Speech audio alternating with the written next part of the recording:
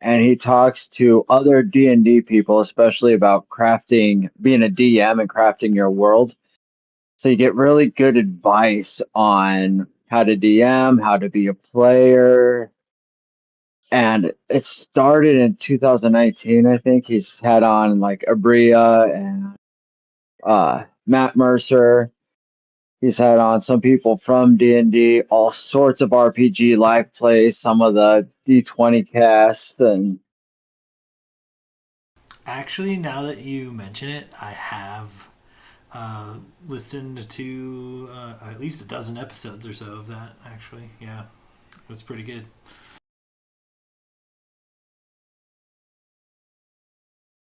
gets the juices going. Like, ooh, I gotta try that.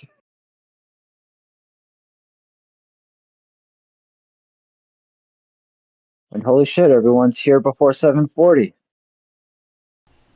What the heck? Crazy. Anthony's been bored in a hospital for like 10 hours or something. He's been waiting for this.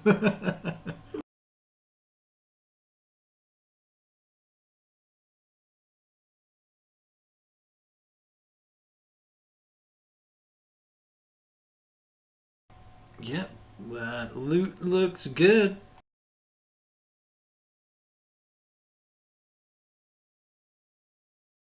I listened back to the treasure portion of the episode. All we know is that the ring and the necklace have some sort of alteration magic on it. And the sword has something in essence with the undead and can do widespread damage. But we don't know the specifics and won't until attuned to them.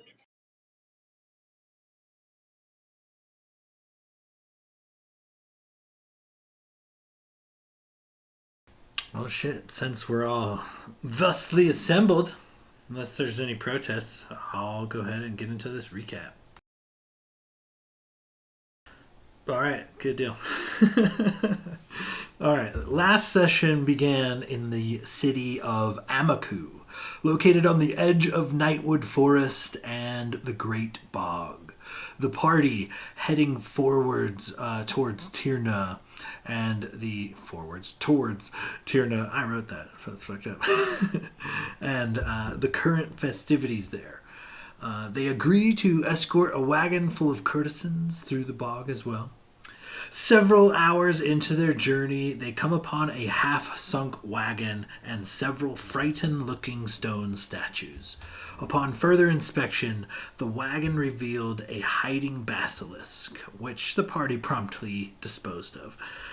After reviving a pair of the statues, returning them to their normal selves, those that recovered thanked them and returned to Amaku for more help as the party pressed onward.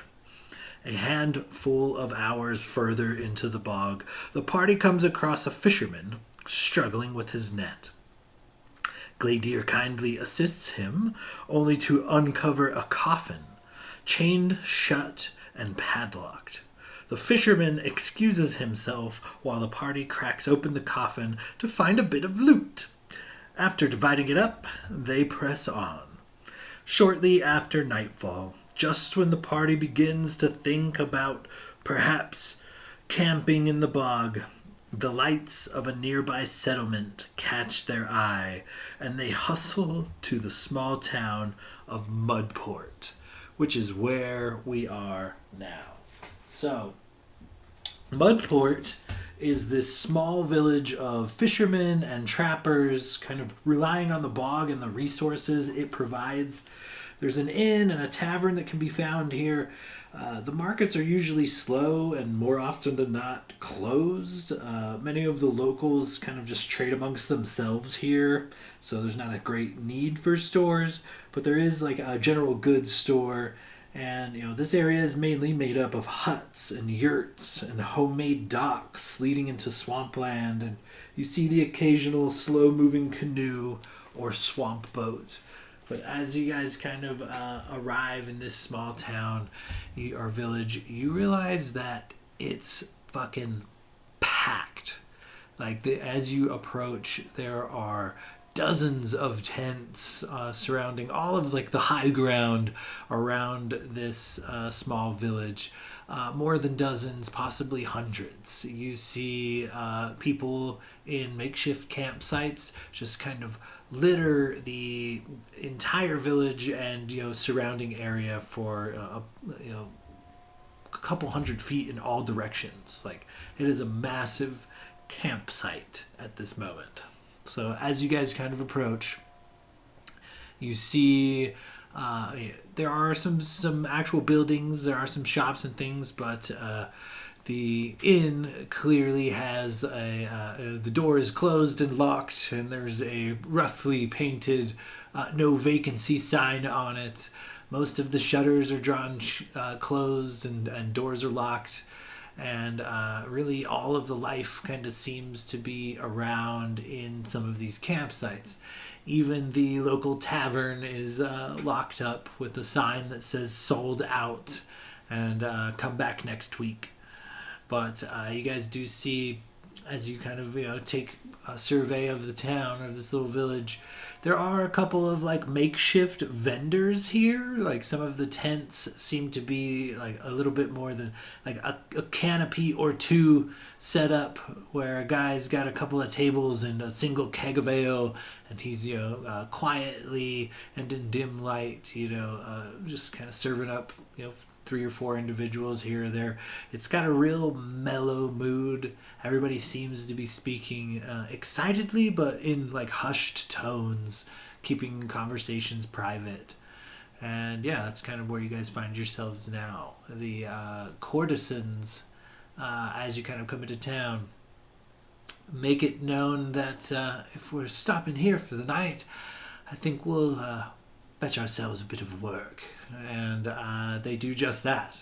So several of the courtesans kind of canvass the streets, while others kind of make marks, and you see them casually flirting with, only after moments of arriving, with potential customers. So tell me how you guys kind of proceed from here. All right, should we go find some ground to stake out, or do you want to get a drink and just see where we end up? I mean, I feel like our go-to is normally to get a drink, but in the interest of brevity, we should probably sort ourselves out first.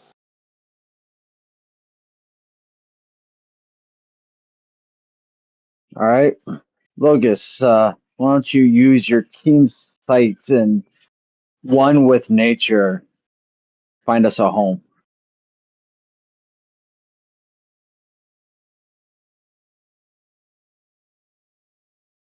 Oh, are we looking for a hotel? Can Blade just put up the hut and we just go to sleep for free? I was just Well, gonna say something. Yeah, I can do that. well, we still need what, a 10-foot area, don't we?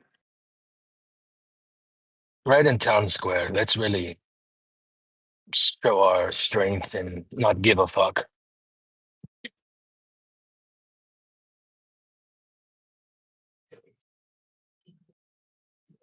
Sean, can I take a gander about? I know you said the tavern was sold out. Is that the only place that looks like it's serving up some ale?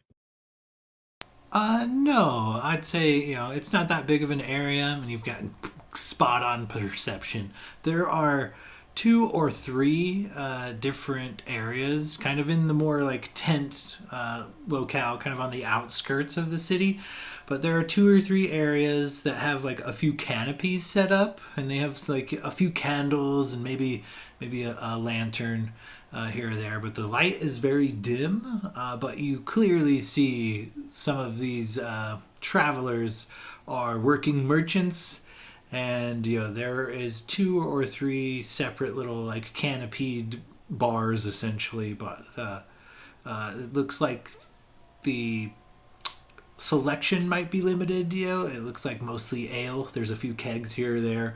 One guy's just sitting in a keg, parked on a table. He's got his elbow parked on it, and he's only got like a single bench, and he's just serving beers from like his private stash of ale. And he seems to have a few customers. So.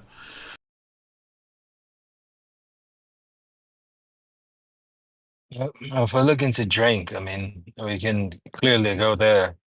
But it seems that everyone's pitching tents and stuff around the town.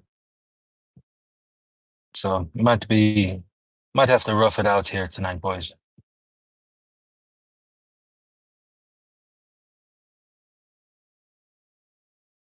Renwick just nudges Blade with his elbow when Logus says pitch intense.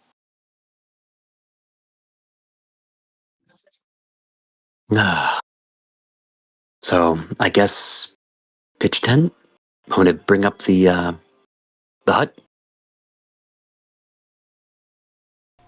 Okay, yeah. You easily, find a patch of dry ground and bring up the hut. What does it look like in this moment?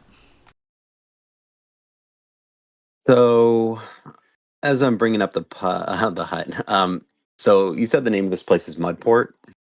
Correct, Mudport.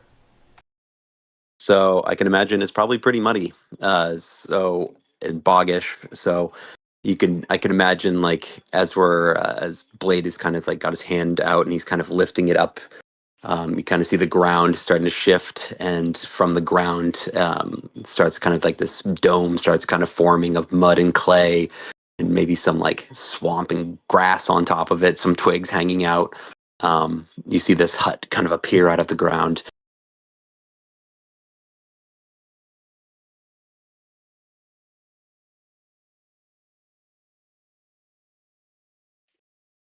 All right, so we're good for the next 8 hours. Yes, at least. All right, so do we want to go mingle or do we just want to go straight to rest or checking out this hall we got?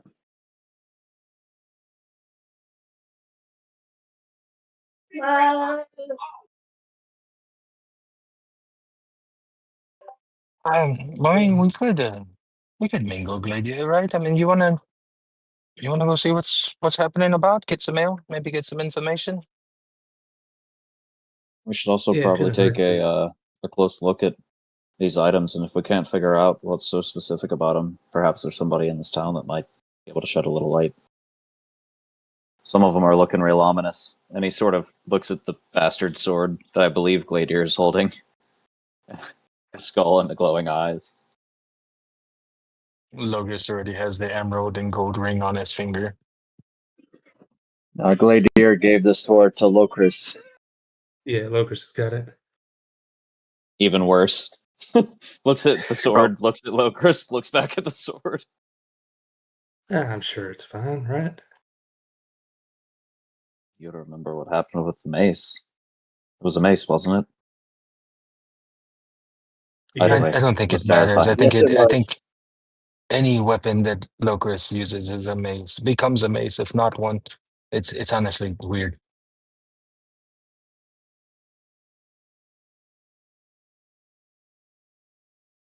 Well, I'm down to figuring out what these do and then going to see if we can pawn them off or sell something. Sounds like a good plan to me. Locris will go in the hut and begin to attune to the sword.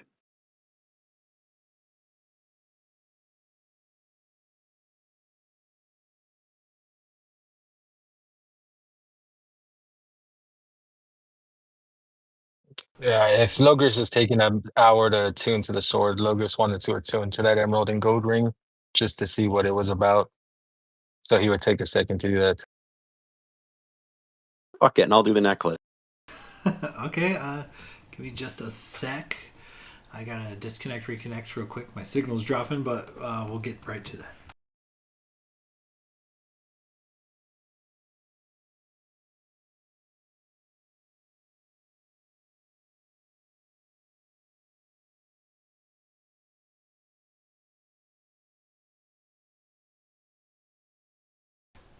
Okay, sorry.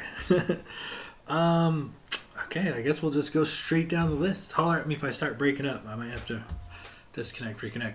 So, the emerald and gold ring that has this eerie glow. When you attune to the ring, your legs begin to twist and knot and pop and crack. And before you know it, Logos, your feet and legs have become more cloven hooves. You essentially have the lower half of a like satyr situation going on. And as you kind of listen out into the darkness, you have a super high perception.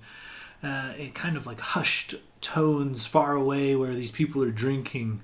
You might hear the strumming of like a lute or some sort of instrument.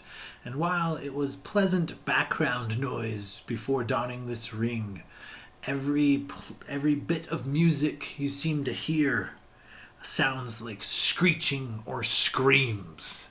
It's actually quite unpleasant. Moving from that, the jade and ivory pendant on a platinum chain upon the pendant a single music note.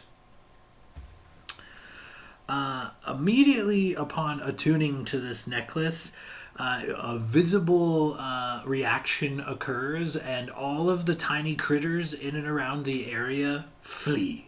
Spiders, beetles, fish, various birds that may have been in the bog or area, frogs, etc. They flee the immediate vicinity. You notice immediately that your vocal cords stop working. You can no longer speak. And call it intuition. Maybe you have a mirror in your pack. Maybe somebody that like Locris, who has like a disguise kit, has some sort of mirror or reflective surface on their gear. But the first time you look into a mirror, it cracks and will continue to do so. So, moving on from that. Locris, as you attune to this dark blade, I need you to either choose 100 gold pieces worth of equipment or just straight up currency. Your call.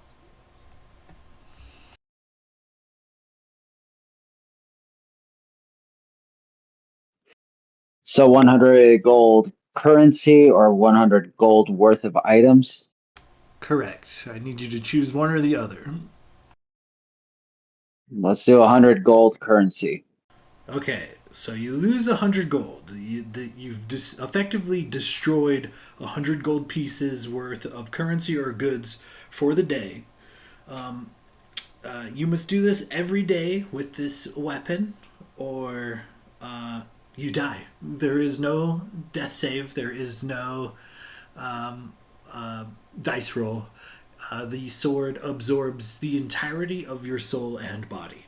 It is, however, a +3 bastard sword. But another side effect of this particular sword, anytime the player takes damage, a random ally within 15 feet also takes that damage. And aside from that, you can now see the spirits of the dead. You can't seem to communicate with them or get any sort of reaction out of them, but they silently watch you from every corner, no matter where you go, no matter what room you're in or what part of the realm you're on. Dozens of spectral figures that only you can see stare at you. Beautiful. I'm going to look at the sword and just, this sucks. And then I'm going to cast remove curse on myself. You managed to unattune successfully. And then I'm going to look at Blade and Logos and say, that damn sword took 100 gold from me. I do have the ability to remove curse still. Maybe 50 gold.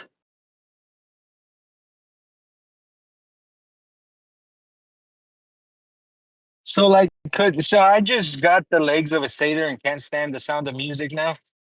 Is there?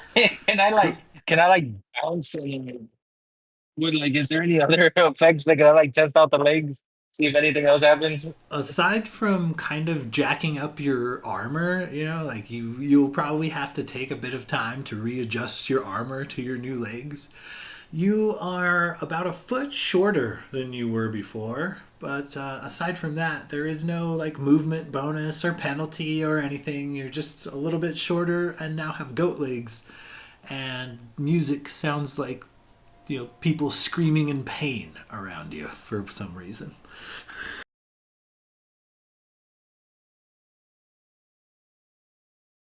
So after like Locris would just see like Logis kind of trying to like hop on his legs, like get them to see if there's anything like fancy with them, and after seeing that it fucking sucked, oh, this blows, and I flick him 50 gold. They're an asshole sometimes, Locris. This sucks. It's called capitalism, Logos. When you create a false demand for something, you then charge a lot of money for it, and that's how you get paid. Then I'll cast remove curse on Logos. And it successfully unattunes your ring. You'll see Blade kind of like looking at him. He might not have said anything yet, and he's just like, "Oh, this kind of weird. Don't really know what this is." But he'll go to like be like, "Remove what curse?" But like it doesn't even like come out. Like he's just like mouthing like nothing. Later, you good? Dude, it's so hard to do this over the phone because I'm like, I want to be silent, but still like trying to mouth things. Well, just be silent, and I'll wait a little bit. Just take a Target Or video you, and post it in chat. or pop your lips. I don't know what Blade's doing, Locris, but I think he's good. Let's go grab a beer on me. You see Blade's shadow kind of cast out behind them and is like pointing at me and laughing.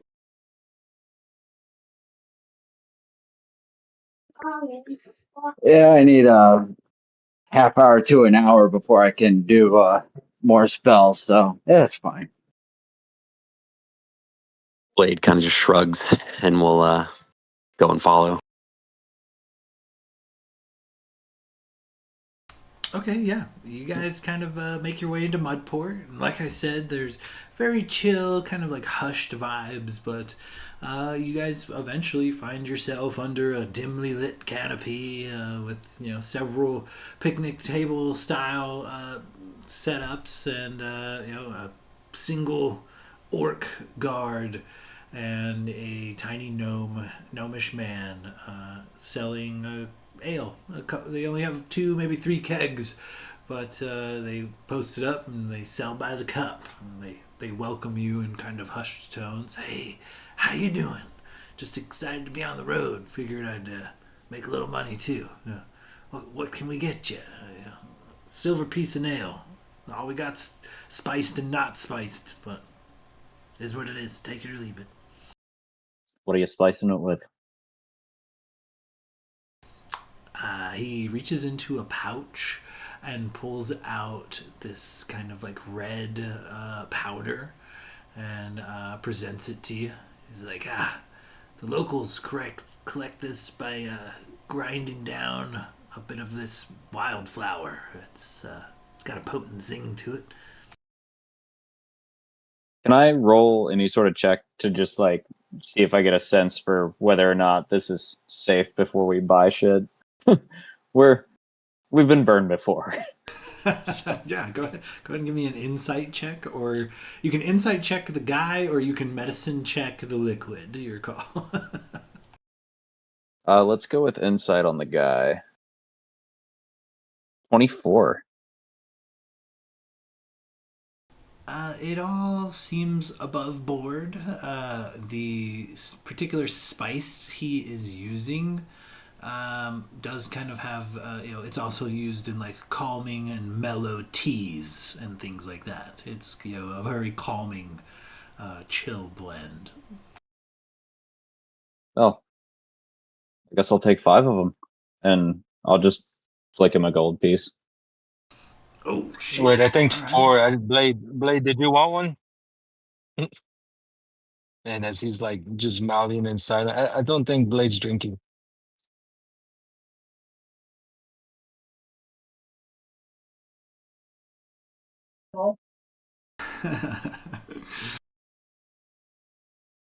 So, Well, I suppose it'll be 4, but keep the change. all right, thank you. He happily serves you guys up some ales. You guys find one of the tables, empty. He's only got another customer or two, kind of speaking in hushed undertones. And you guys find yourselves this quiet little corner. And how do you guys proceed from here? After enough time, Locris is going to cast Remove Curse on Blade. Yeah, after a few beers and some relaxing, get that short rest in, and you're able to recharge some spell slots and uncurse Blade. Logos, Wait. as you're kind of sitting here waiting, blood curdling scream from just right somewhere right next to you as you kind of jump and look over. A young half elf man seems to be restringing what looks to be maybe like a broken lute. It's not well kept, and he's restringing it, but he plucks another string, and a deathly wail almost deafens you as this young man just kind of goes about restringing his instrument. So am I to believe that even after the remove curse, I still can't stand the sound of music? Is that what's happening here? Sounds like it. It would appear so. Oh God, he's terrible. Blade, quick, show him how it's done, because that guy cannot play for shit. Blade is once he had the his curse removed, he would have handed over 50 silver pieces to Locris and gone to the bar to grab a drink. Or the this whatever it is, not even a bar. Yeah, the gnomish gentleman happily sells you an ale. Now, when I speak to him, when I go to order my drink, does my voice come out, or am I in the same kind of situation here? No, it seems to be working. Everything seems normal. So as Blake gets his drink, and he'll tip accordingly, and a gold piece. Um, he'll turn around and see. So you said there's another young half elf here. He'll have heard Logos, of course, but he'll kind of look around to see what's going on. It looks like he might be traveling with a caravan, but he is kind of piecing together like a somewhat broken lute. He's like restringing it. It looks like it's seen several repairs. There's a bit of adhesive here and there, some hemp ties kind of holding the neck together. Like it's seen better days, but yeah, he's just kind of doing some minor repairs on his instrument. Um, yeah, I guess Blade will kind of make his way over and introduce himself and just say, "It seems like it's your loot's there. Seen better days." Yeah, I actually found this kind of discarded, but figured one man's trash is another man's treasure. I'm putting it together, see if I can't get any use out of it. Do you fancy music? I don't. Doesn't everyone? I mean, they should. but some don't.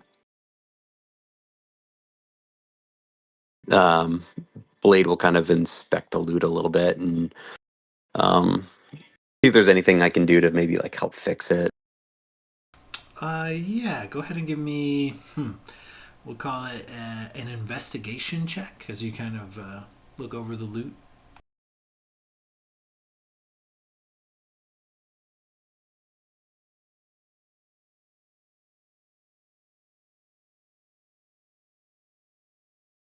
Nope, it's shot. Aye, 'tis a very shite loot.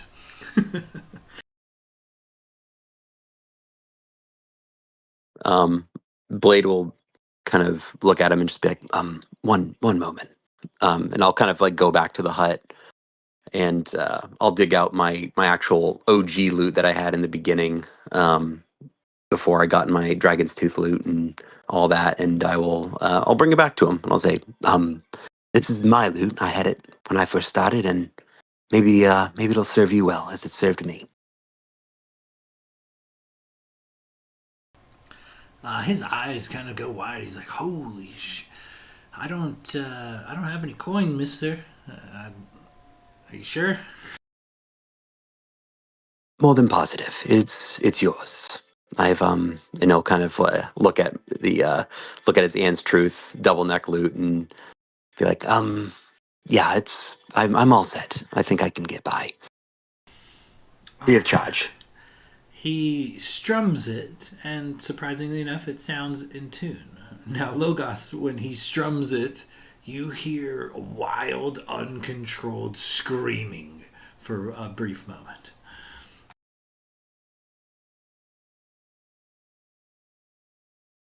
You always see like Locus cover his ears real quick and kind of like, God, it's terrible, ain't it?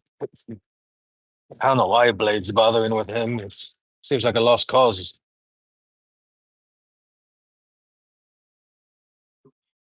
Hmm. Would I have noticed that it was bugging him, the sound? Oh, for sure. He seems to like wince, and he's like actively complaining about it. Hmm. Well, maybe it's just not his sort of thing.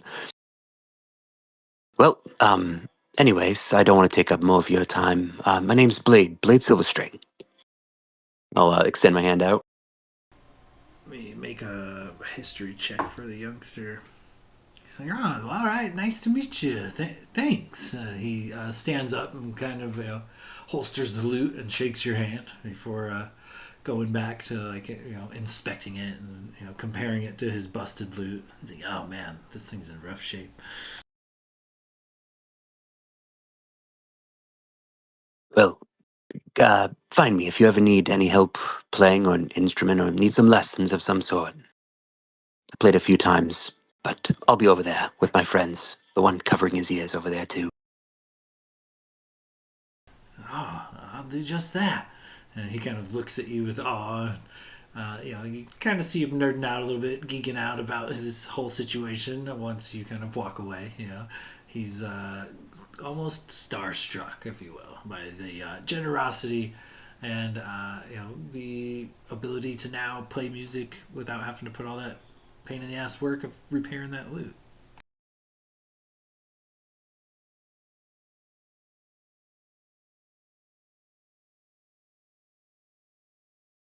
Yep. So yeah, Blade will sit back down at the table and just say, "Thank you, Locris. Now that I can talk again, the world is blessed by my beautiful voice."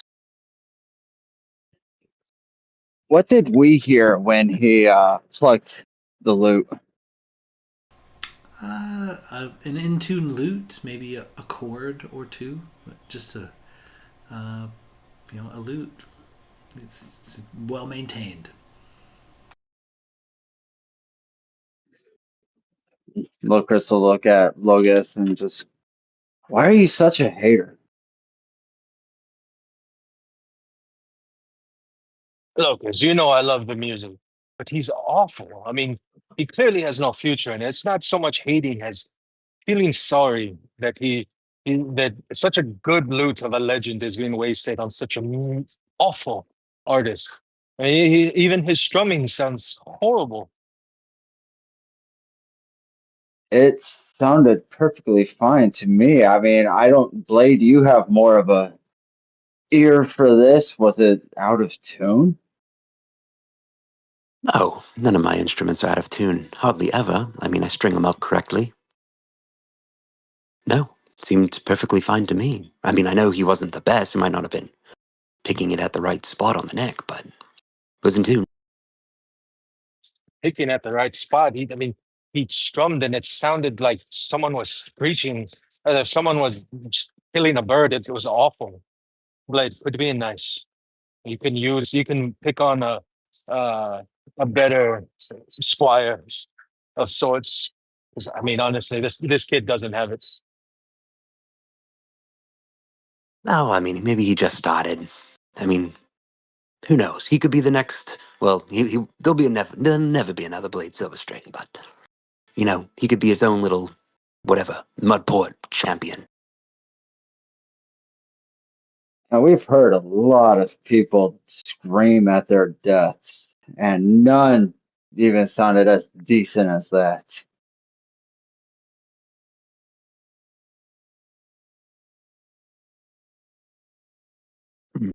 I, maybe I'm alone here, but that sounded. Literally sounded as if someone was screaming or screeching. He was dragging his nails across the board or something. It was awful. I don't know. I don't know, Blade. I Mm, need to hear your sweet, sultry sound to wash that god awful sound out of my ears. All right. So I'll swing around the double neck lute, and I will just do one clean chord, one pleasant chord.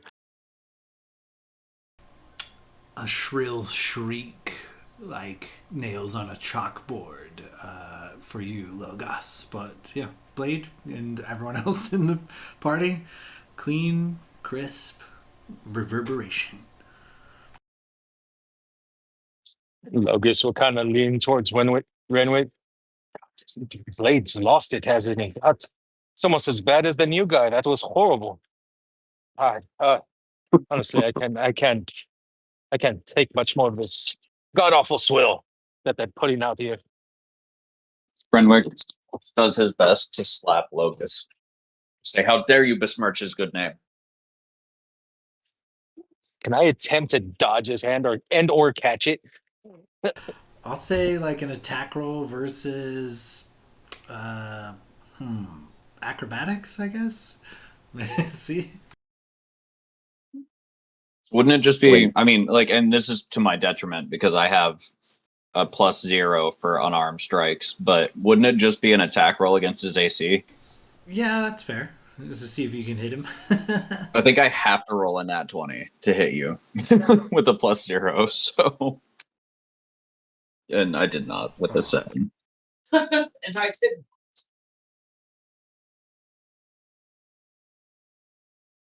I didn't, it's honestly, I feel like I'm going crazy anyway. Everyone sounds so awful on on the music. It's normally Blade is so on point, but I don't know. He must be distracted today.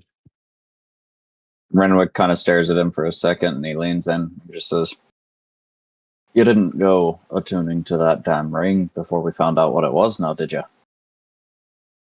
Oh, we all attune to it. Oh, so Locust. basically what I you're had telling me is hooves. you did the thing where you stuck your finger somewhere it shouldn't have been, and now there's consequences because you're cursed. No, I can't be cursed. Locust did a remove curse on me, and I had hooves and legs like a goat, and I don't anymore. So I'm pretty sure I'm fine. And this whole time, Renwick just heard normal music, yeah? Yeah. He looks back and he goes, well, buddy, looks like there's some magic that can stick with you, much like harpies." And he kind of pats him on the arm, gives him a like a sorry pal look.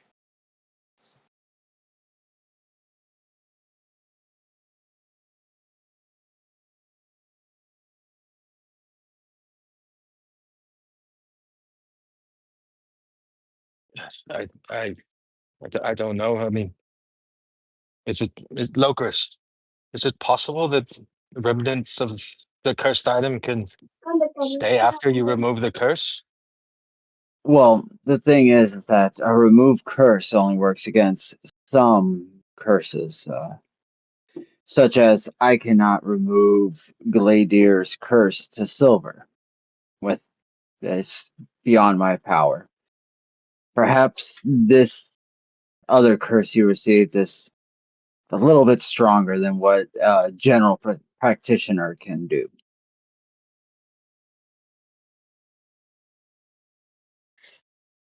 Oh, well, that sucks. I usually enjoy Blade's music. And Logos just kind of slumps in his chair, all upset. Well, this can't do. I mean, we got to figure this out. I mean, everyone enjoys my music. We can't go into battle like this.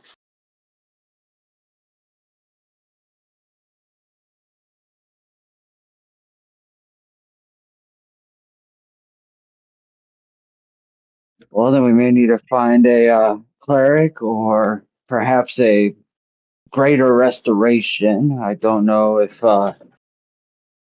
any of your 50 gods have given you that ability, Gladier. Oh, I can do that. Oh. And Logos will cast Greater Restoration on himself without thinking. Excellent. You managed to remove this lingering spell effect. It sticks around, essentially having the ring in your inventory. You will have to make regular saves against that particular situation, hearing music as deathly wails. But attuning to it makes you auto fail, and that it lasts for a 24-hour period. So, yeah, the restore, the restore restoration spell definitely works. That or a dispel magic would have done the trick. But alas, you find music pleasant again.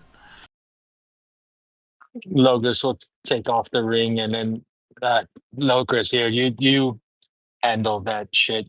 I don't like that. Just flick it at him.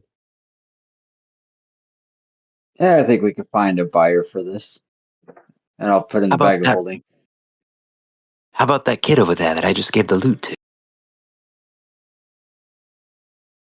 Hey kid, play me a tune.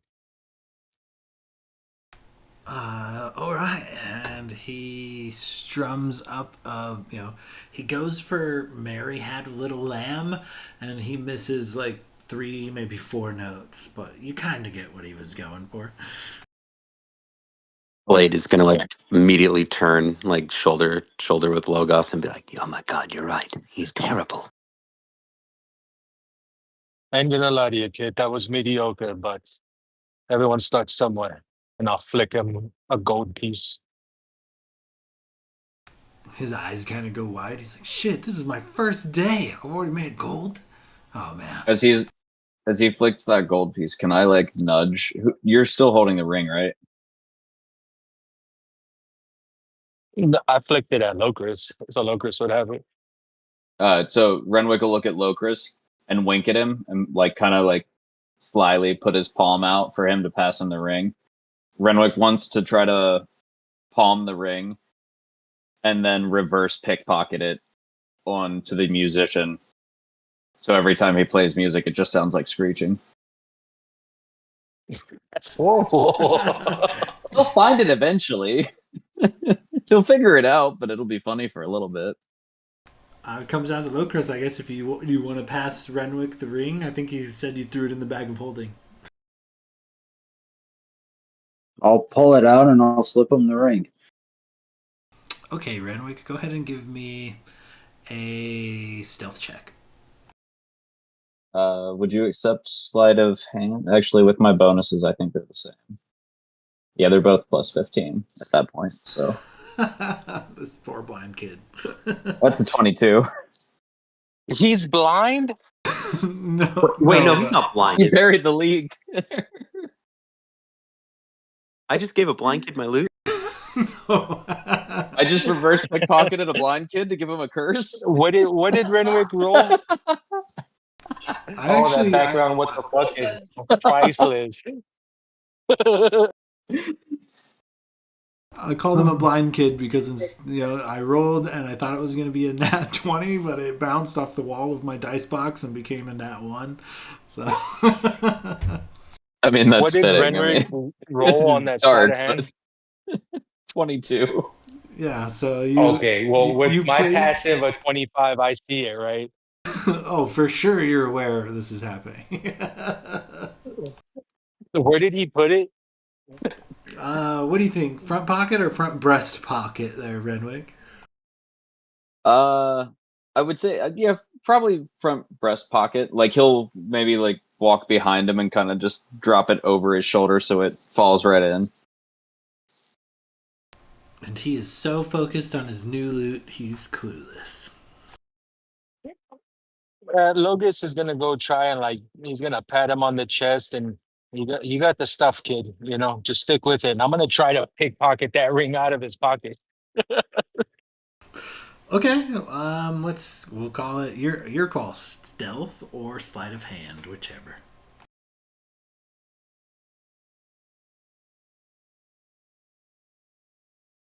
Oh There. god. Is it the same pocket he holds his coins in?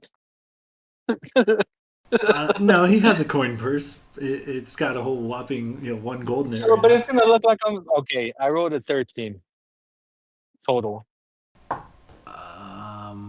This kid is got some gladiator in his lineage, I guess. He is unaware that you slipped the ring out of his pocket. Yeah, keep at it. Maybe you'll be like the great Blade Silverstring one day.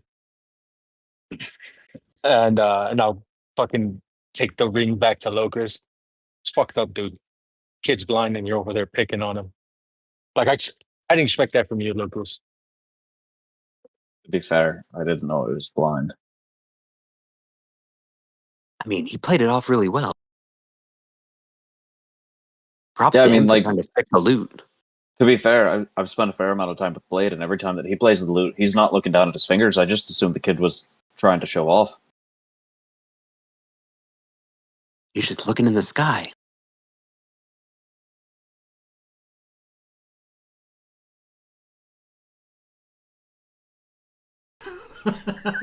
You guys are terrible. So, as the night kind of carries on, people come and go. The city or the little village doesn't tend to fall off asleep all at once. It seems like it's almost like shifts are being taken between campers or townsfolk.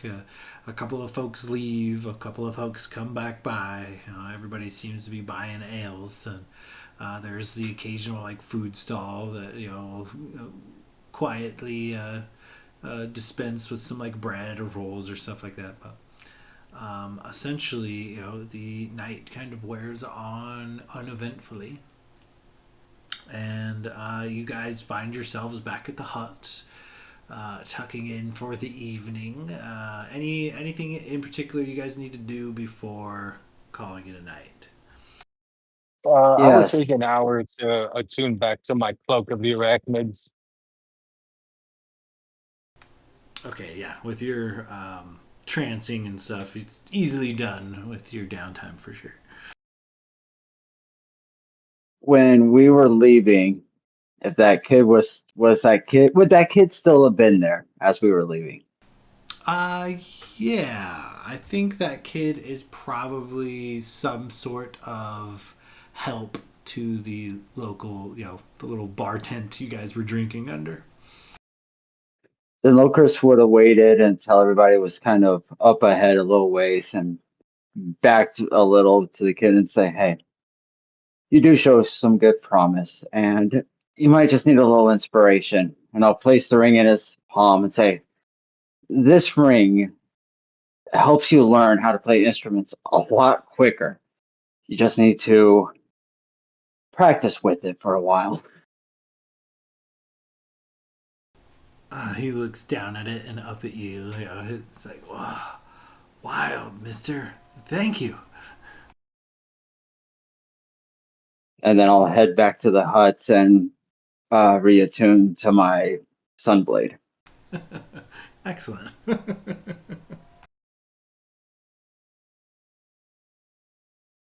Just making a note for, when you guys are in hell later. No, just kidding. So, as the night is kind of uneventful, the morning rolls around, and once again, this small town doesn't really seem to light up. The few people come and go from the inn, but people are packing up their campsites and moving on, and it is not long before other people, some in wagons and some on foot, kind of arrive and scope out, old campsites and decide, maybe they're gonna stay here for the day. So it's kind of like just a pit stop on this big migration that's happening of people kind of heading towards Turna for these festivals. So as the morning kind of comes, you guys find yourselves breaking down camp and whatnot. A couple of courtesans kind of walk up to, we'll say, Blade, and they hand you 25 gold pieces. So that's your cut for the night. And then they return to the wagon and beckon you guys forward. It's like Bethania calls out to you guys, "Come on, boys, hurry it up. We could be working again by late afternoon if you guys put a little muscle into it."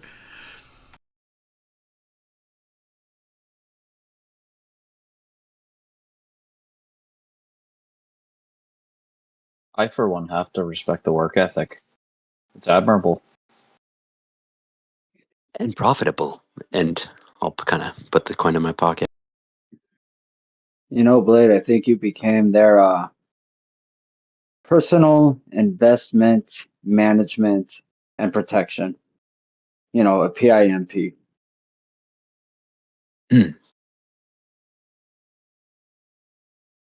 Blade's hose take no jimmies.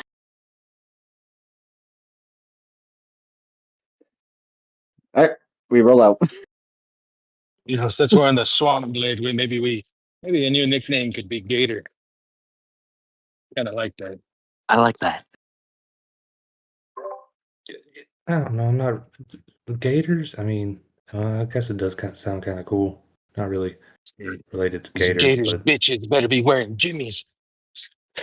I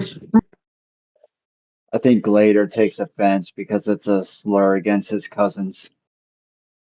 Leader, Gator. Hey, Gladier, you fucking Gator. That does sound like a slur to Dragonborn. Gladerade. yeah, this is just getting more offensive the more it goes on. What's that? You It is starting to scaleback? feel mildly racist. Yeah, this feels weird. As you guys, heckle one another on the trail, it is not long before you begin to leave this boggy marshland for what appears to be rolling green hills. As you guys climb out of this boggy marshland and you get to the top of one of these rolling green hills and look outwards, you see the southern portion of the country of Tirna. Now, rolling hills, as far as you can see, there's a lake off in the distance. The lake is kind of centered in where you guys are looking, and there is smoke like that from a settlement coming from the far side of the lake. But to the left and to the right of this lake, at least from your guys' point of view, far off in rolling hills, far and in between, there looks to be a couple of other settlements. So you're essentially looking at three different settlements as you guys kind of crest the hill. All of them about a day or so apart. Not even a day. Maybe 6-7 hours on the road apart. And Blade, you would recognize this as Southern Tirna. And you guys are heading to the lakeside community, as that is Emerald Shores, where like the beginning of this festival is supposed to go down. It's not long after you guys kind of crest the hill, making your way. It's a real easy rest of the trek, most of it even downhill. So, you make your way towards Emerald Shores. This is a dockside city that also, never seems to sleep. It's a fairly large city, tens of thousands of people, hustling and bustling at all hours of the day and night. It's known as the Gem of the South. It is the main trading hub in this part of the country. Many accommodations for travelers and locals alike. It's got some huge markets that are hustling and bustling. They all look well stocked and have a variety of goods. Many races call the Emerald Shores home, but it is mostly a human settlement. And you guys notice that there are unique buildings here. Buildings you guys haven't really seen before. A huge iron building, this giant metal cube, essentially, and carved into the side of it is Bank of the King. Aside from that, there are lots of like amphitheaters, museums, libraries, just tons of stuff for the average citizen to do. On top of that, you see tons of like warehouses, guards, people shipping stuff to and fro, and several like mansions, like manors, right in the center of the city. Obviously, kind of like the wealthier district. But as you're kind of making your way in, also you guys notice that it's like a festival going on. There's people throwing confetti into the streets. There's street performers. There's jugglers and fire eaters. Tarot card readers and various gypsies. You guys notice that despite rowing in to town with a wagon full of courtesans, you're not the only person with a wagon full of courtesans. Ladies of the night, several brothels. You guys notice several like temporary, like dozens and dozens of temporary booths. Everything from like rare and exotic foods and like maybe little trinkets or candies. And it just seems like a wild celebration. People are openly day drinking. You see wild women hanging out of the upper floors of some of these brothels, waving in customers topless. You see, it's essentially like a full-blown Mardi Gras type of situation that you guys walk into in this massive city, mid-festival. So, as you guys kind of make your way in, Belladonna will kind of hail you.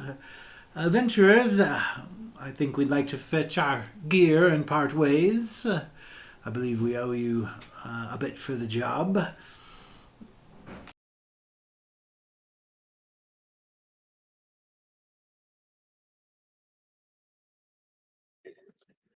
I think she's talking to you, Blade.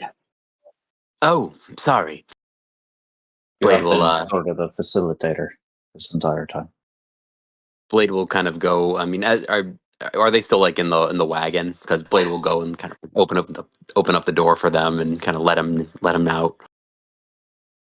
Yeah, they're all posted up. You kind of open the door and help a handful of these ladies down, and Bethania kind of walks over to you. She's like, "All right, imagine a cut of our work would suffice for the protection and the travel." Maybe just a little bit, just for the wear and tear of our equipment. But yeah, I wouldn't go too crazy with it. It was good to have company, and I'll give her a wink. She winks back and slips you 50 gold pieces. Thank you so much. And you have all of our things in the hole, if you wouldn't mind. Oh, that's right. And I'll bring out the portable hole kind of maybe find a spot where it's clear in this bustling town and throw it down. You see all this stuff just in there, all their belongings, as well as a mechanical donkey in there. They're just going, ee-oh, ee-oh. Gigabraltar, calm down. They fetch their goods, and you turn more than a handful of heads in this kind of crowded metropolis. But yeah, they say, well, if you need any entertainment, you know where to find us. And her and her ladies kind of find a convenient place to park their little wagon, and within moments of arriving once again, have seemed to found some marks and begin their daily hustle.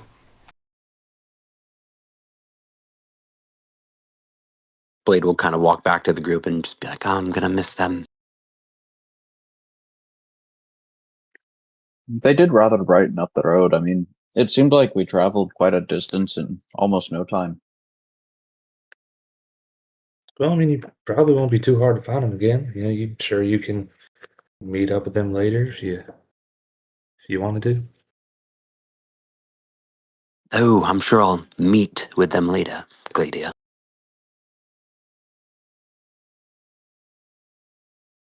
This place is amazing. Look at this.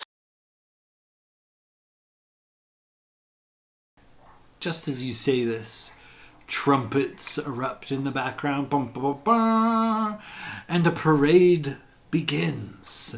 White horses clomping down the alley or the road, dragging various carts full of important, pompous, and dressed up folks who pitch various trinkets and candy to the nearby cheering crowds. And yeah, a small parade kind of erupts nearby and draws quite the crowd. No wonder you are the way you are, Blade. Look at where the hell you grew up. Yeah, Blade is like, you can definitely tell he's kind of changed a little bit. Like this is like his zone. This is exactly where he is supposed to be. Yeah, isn't it wonderful? Look at it. I mean, there's so much going on. The music, the amphitheaters, the topless women. Let's go check out this Well, parade. What's going on here? Always something exciting.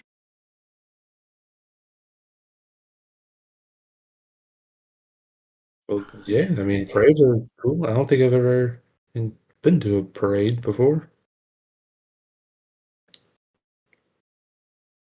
Well, I mean, it No wasn't parade. a fun one, but technically it was a parade of prisoners when, the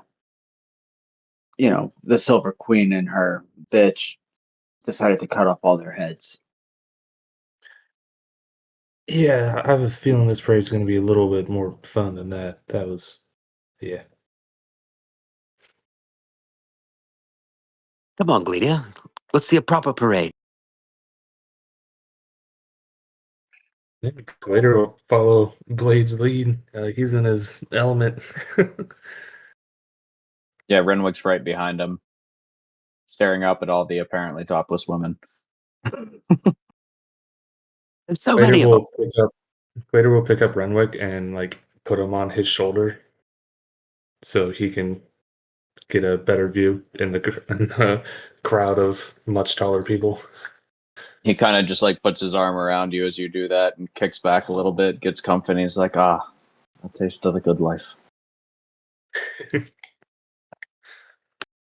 So, as you guys make your way just a short distance to this parade, you notice it looks to be several barons, several of the ruling class are taking out their best horses and fanciest carriages, and they're tossing little treats, little caramels wrapped in wax paper and bits of chocolate, and maybe little small toys for the children, these little stuffed animal type situations.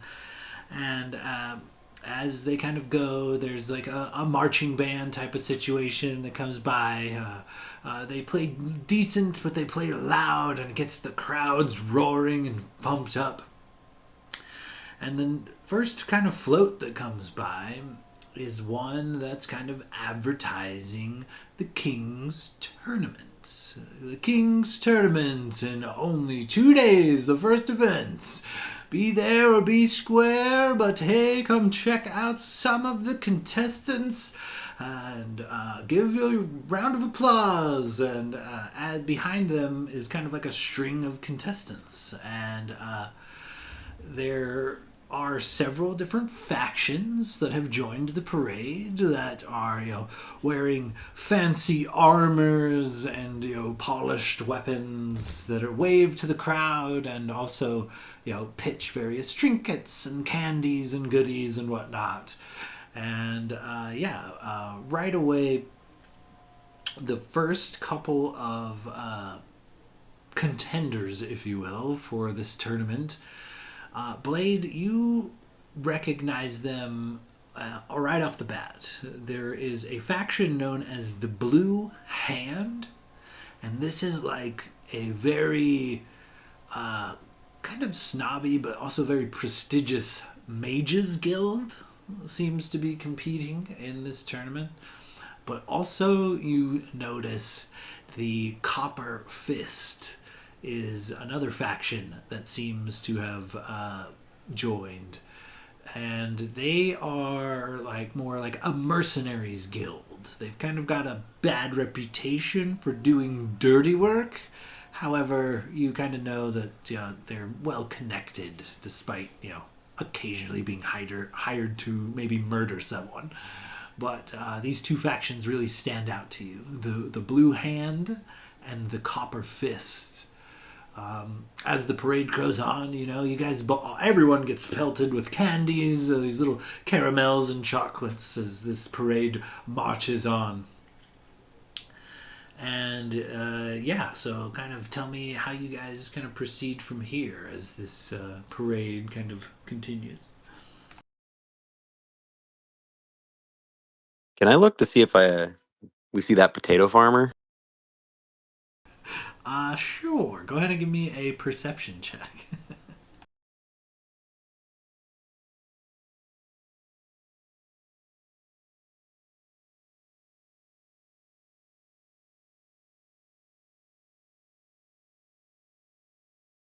$23.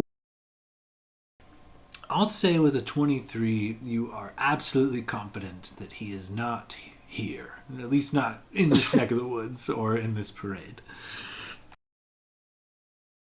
Oh, drat. Hate to see it, but none of our friends here. Yeah, he But it does probably look like, took your money and was living a comfy life back home. ugh, what, picking potatoes? Can Logus take a look around and try to see if he can see the what's the I forget the hammer or well the spear, whichever one's left. Uh, can I see if I see them? Yeah, I I forgot about will that. say that just because you specifically asked, you absolutely see the hammer. The hammer is standing strong, covered in spiky silver plate mail, and he has several silver and white dragonborn bodyguards that are huge, even by dragonborn standards. These guys are magically or genetically enhanced somehow. They are some of the biggest dragonborns you guys have ever seen, and the hammer stands in the middle of them, and they all just kind of with an ornery look do kind of a half-assed wave. The crowd seems to kind of lull when this particular cart comes by, but it's the horses are adorned in silver. The entire carriage seems to be made of some sort of combination of frost and ice and silver, and it is actually quite impressive to behold. It's like completely chromed out, and it does draw some gasps and some wows from the crowd. But as they kind of go by, Gladier, the hammer locks eyes with you. Just these steely blue eyes he like as the float slowly goes by, he slowly turns his head to maintain his glare at you and you specifically. Logus, of course, would clock this, and he'll just be behind Gladier, flicking him off. Fuck you, fuck I you, was mouthing actually, that at him. I was actually gonna say that Glader did the same. Like, swear to God, I was gonna say Glader like just holds up a hand and flicks him off. That's why we killed your brothers and your mother, you piece of shit. Fuck you. Flick him off. He just smiles and casually waves as the cart slowly continues down the parade. Look at this guy. This guy thinks he's something now. He ain't shit. Don't worry, Gladier. He ain't shit. Motherfucker. While he was passing by, can I can I do a what's it called? Like an inside check. Just on when we last saw him, like, does he look any different? Like, can I see any noticeable differences about him compared to the last time we saw him? I'll say an insight check or even like a knowledge history check. Oh, 100% doing an inside check because that history is buns. So it's a 25 total. He's jacked. He looks way better shape than he did before. Because the last time you've seen him, he was actually a vampire in Shadowfell. He looked very pale and very sickly. He does not appear to be suffering from the undead affliction any longer. And yeah, he's absolutely jacked. Way big, muscular, very comparison stature wise to Gladier. Gladier, give him a muscle, dude. Give him a muscle. Bang, and I pretend to like bite his muscle like it's an apple. Oh, look at that, dude. He ain't fucking got shit on you.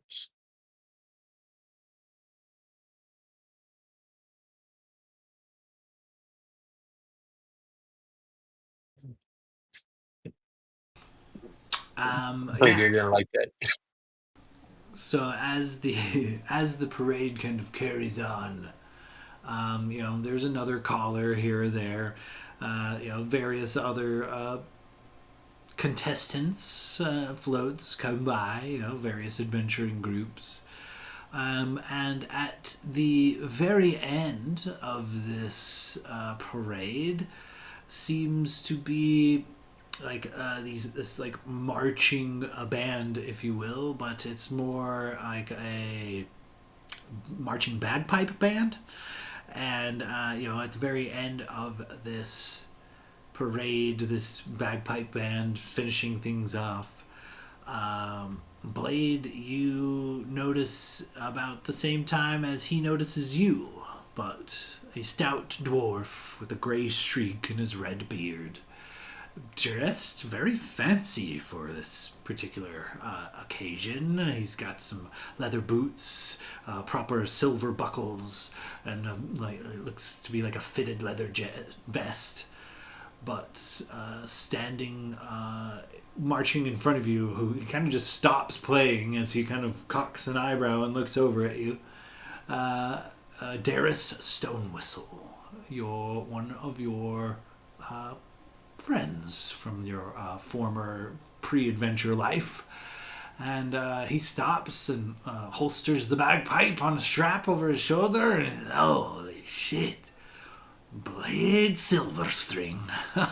Oh, boy, lad, am I glad to see you. He reaches out with a midi palm and kind of takes your hand and shakes your hand and pulls you in for a hug. Lad, I haven't seen you. Tell me you got my letter. Darius, it's so good to see you. I did receive your letter, and that's indeed why I'm here. Venria, what's the condition of him? You still have him? Yes, So, for now, prison. But I can't seem to get him freed. I delayed the sentencing for a month. But, well, the long and short of it is that old man Arnold will not come off the charges, and if he doesn't, I think Van Rayer's going to be walking in the gallows. Oh, Arnold. I mean, he's always been an asshole. Aye, and wouldn't listen to anything I had to say, so I figured maybe getting you involved would be the best bet. But all this can bugger off a moment, so why don't me and you go get an ale and do some catching up? The Crooked Snake's right around the corner, and I've got a tab. That would make me the happiest bard on the planet. Please, may I? I'm not alone. These are my friends. And he'll kind of point to the group. I'll introduce them to you once we get to the bar. Well, friends of yours, eh? Can't say that that's a wise life decision, but you know, each their own. Come this way. He walks you guys just down the block to a nearby bar. It is bustling, but after a few minutes, a table clears out and you guys find yourselves a couple of rounds of ale and some various breads and cakes and things. And Darius kind of you've heard a lot about a lot of you. Nicely done out there. He takes a big bite out of like a crisp apple, chomps it down, and swallows it with, following it with some ale. So, what have you been doing? Haven't heard nothing about the sands of justice in a bit. Well, I mean, we've been all over the place. We've been to the Underdark, from Hotmar to the Phalanx. It's been. We just saved the queen, my dad and the Feywilds from an ice queen. Well, I And we've done don't that. think I've heard that ballad yet. You better get on it. Spread it around. Make some money. More fame. It's good for you. Oh, I have a running, list of names and rhymes that I've been working on, and I'll kind of pull out this giant, tome of things I've just been recording this entire journey. Oh yes, I've got product here that I can use. Excellent. I wouldn't expect anything less. He kind of smiles. He's got a couple of gold teeth. Yeah. So, I'm just gonna come out right with it. I'm working. Not the parade. That was just for free. But I landed a good gig for the King's tournament. They want me to be the host, and they'll pay me. Well, they've already kind of paid me 1,000 platinum, 500 up front, 500 when the job's done. So I took them up on the offer. I was one of many applicants, but I'll be hosting or at least announcing the tournament this year. So fancy that, you know what I mean? He kind of gives you a good shot to the arm and another swallow of ale. So it seems that I haven't been the only one that's been busy, Darius. I mean, starting in a tavern and now being the host of this tournament. Good on you, friend. Aye. Are you aware of the relevance of this tournament, Blade? Well, I try not to bother myself with such things.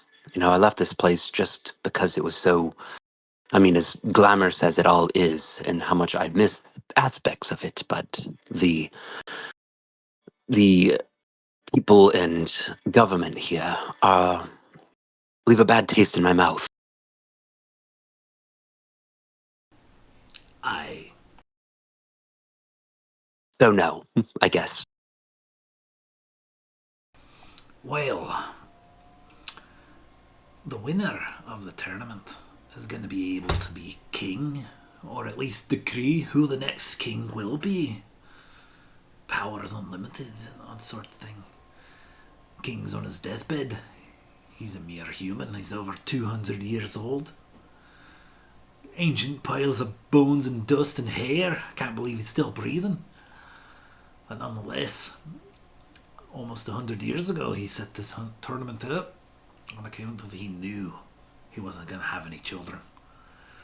And so, seems kind of fucked that the government is going to let whoever the fuck wins this tournament just run the country. You think that's a terrible fucking idea? Oh, it's a lousy idea. And would Blade have like clocked the hammer as well with the group? Oh, you for sure saw him. He was like in a giant chromed out wagon, and he's like waving, death stare at Gladier on his way by. You for sure noticed. I mean, we saw some in the crowd or in the parade that were already pretty questionable and had pretty questionable ties. It's not just them. There's creatures here from other realms that are renting rooms. Other realms. Demons. There's these creatures that look like ants, but they're not ants, they're huge, and there are dozens and dozens of them interwoven, biting on each other and clawing at one another, but they make a humanoid shape.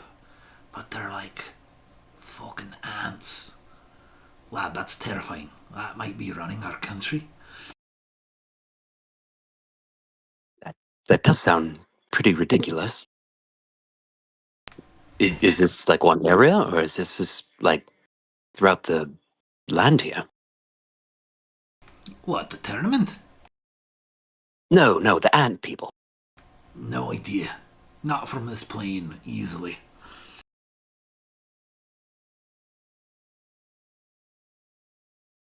Regardless, it's not good. No. And then there's groups of necromancers, there's monsters. We just. Well, when you're faced with drastic decisions, or drastic situations, you make drastic decisions, right? He pulls looks like a couple of sticks wrapped together by a piece of cloth out of his leather bag and sets it on the table between you and him. Might want to have a look at that, lad, huh? Blade will reach over and open it. It is a yellow banner, and in black, like stencil, is the symbol of the Sands of Justice.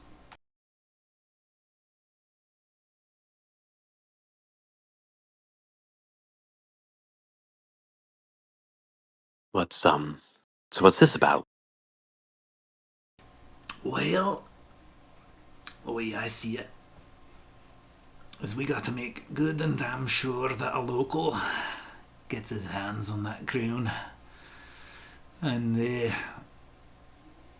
well, I just happen to know a pretty fucking famous adventurer that may or may not be coming back to town, and, well, long story short, I used a good portion of that platinum I earned to put you and your lot into that tournament. And I figure, why not? Old Blade, being king, or at the very least, knows enough about the world here to maybe make a good decision on who should really be running our country. You've got a bit of a background around here. You know the land better than most, and the political landscape as well, more than just the physical. So, I hope you won't be taken aback there, Blade Silverstring.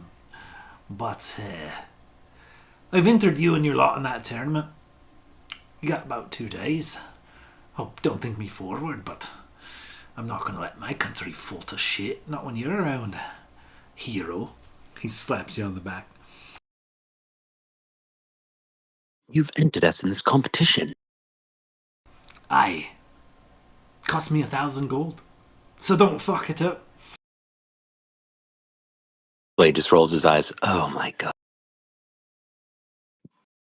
Well, I mean, it would be just my thing to be the king of this country, to really stick it to the people.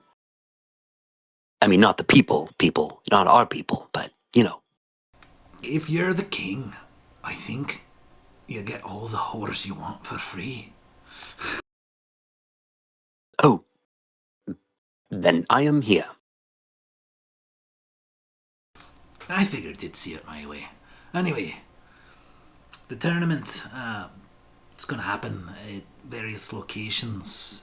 This is just the first of it, so you got 2 days, be at the Opera House, and then we'll be moving north. It ends in Port Noble. Home for the both of us. Should be interesting.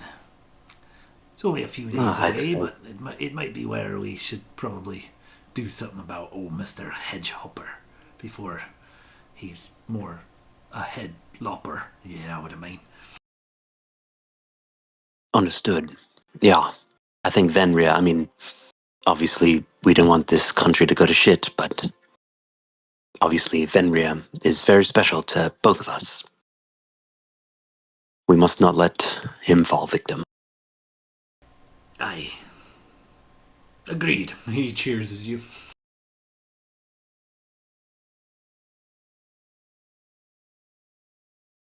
Blade will cheers back.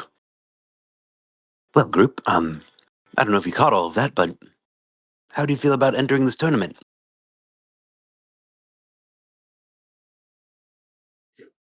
Oh, I mean, if we look back on the past of everything we've done so far, I'm fairly certain we've got a decent chance. And, well, quite frankly, aren't you from here? Aren't you sort of the rightful heir? Might as well take your spot. Are you the rightful heir? He said you knew a lot about the political landscape and the physical landscape. Are you like someone? Who are you?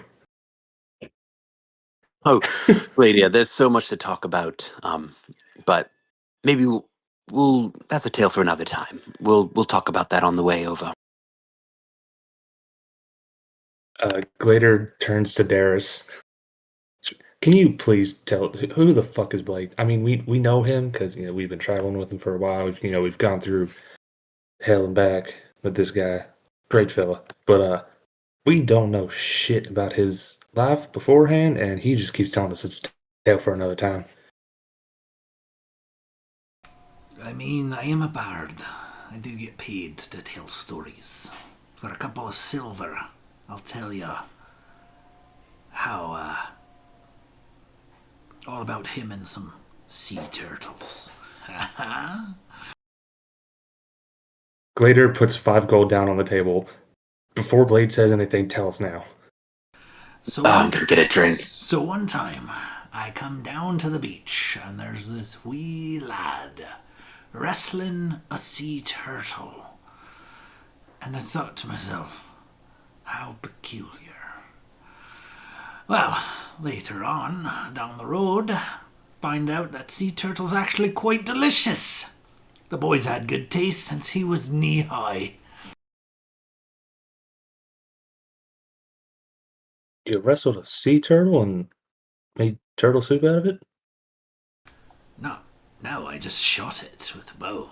He was wrestling the turtle, or the turtle was wrestling him. I'm not sure. I did a lot of drinking in those days. Yeah, we were wrestling. It was mutual, back and forth. Well, I mean, I guess that's something. Alright, well, yeah, let's do this tournament. Fuck it. If anything, I just want to beat the shit out of the fucking hammer. Aye, well, over 300 entries, and from what I hear, the judges will have it down to somewhere between 20 and 25 by the end of the first event. So, we'll know if you've got the stuff. Hopefully, I didn't just volunteer you to be murdered.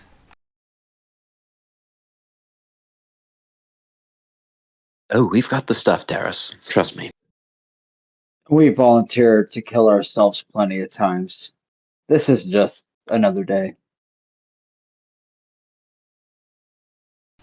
That's strangely enough what I was hoping you'd say. He takes another big long draught off of his ale. Well, I do have a few things that need to be done. I'm staying here at the Crooked Snake. If you need anything, holler at me. Got to go put these bagpipes away. Check them out. And he kind of excuses himself from the table and gives you guys a little bow. 2 days, Opera House, first thing in the morning. Don't be late. I'll take that 1,000 gold out of your arse there, Blade Silverstring. And he smiles and throws up the deuces and walks out of the bar. Hell of a guy. I think we need to find out anything we can about these damn events.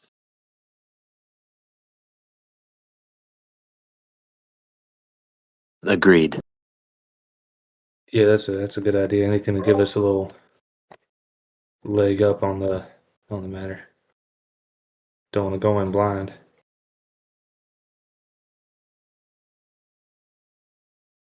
All right.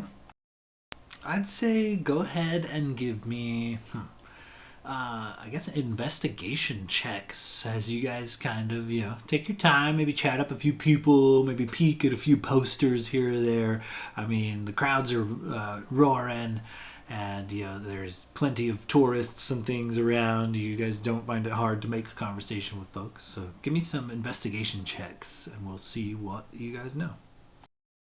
Renwick would like to sort of walk off on his own, and instead of asking about the tournament, he's going to ask a couple people if they've heard anything about a bard named Blade Silverstring. Okay. Maybe mention that like he heard this was his old stomping grounds, and he's just looking for information. Okay, yeah, we'll call that also an investigation check. Would you allow persuasion if I'm trying to like convince somebody to maybe tell me a little bit about it? I could like sweeten the pot with a couple coins or something. Yeah, if you're willing to part with a small bribe, for sure, persuasion. All right, yeah. Say, I mean, what's fair? Like, couple gold, 5 gold. Yeah, 5 gold. All right. Let's see. So, Locris, you find out pretty quick, right about the tournament, that it's very hush hush. The king knew that he was going to have a tournament for the governance, and from what you could tell, the king was an exceptionally great ruler who is at the end of his time. He's did many, many great things, very highly respected amongst the population. And it's weird that he would just leave all this up to this tournament. However, the tournament was crafted by the king himself very secretly, with the, if he had any aid, no one is sure who it was or how they aided him. But this once powerful wizard king ruled the land graciously and set up this tournament to be mysterious. He didn't want any one person or entity or faction to kind of have the upper hand. So it's vague, and it's vague on purpose. You're not really 100% sure what's going on. You just know that it's at the Opera House, which is currently heavily guarded and full of the king's men, if you will. Currently, and they are currently renovating it to be prepared for this tournament in a couple of days. Let's see here. Renwick with a 23. You find out pretty quickly not only Blade, but the Sands of Justice themselves are pretty fucking famous. A lot of people have heard of you guys or your exploits through various tales of bards and things. Like, you guys were gone for several months in the Feywild, and tales of your exploits have reached far and wide. You guys are absolute, I don't know about A-list celebrities, but you guys are certainly celebrities. Almost everybody knows who you guys are, and when you introduce yourself as who you are, show off the tentacle hand, people are asking you for autographs and trying to buy you drinks, offering you like flowers and things in the street. Once they find out that you are actually entered in the tournament, they gush even further. They are absolutely excited to have Blade Silverstring from a hero from Tirna representing them in this tournament that could lead to their governance. You find out that you guys are actually at this point kind of famous. Most people have heard of your tales or Blade's exceptional music. So I imagine Renwick sort of like eats it up, but coming from humble beginnings, he greets them graciously. He's always down to like shake a hand or like autograph and like acknowledge people. And he's gonna just try to like maybe get a vibe for somebody who seems like a gushing fan that might like know more lore about us and be like, so as I'm sort of Blade's manager per se. They're like completely lying.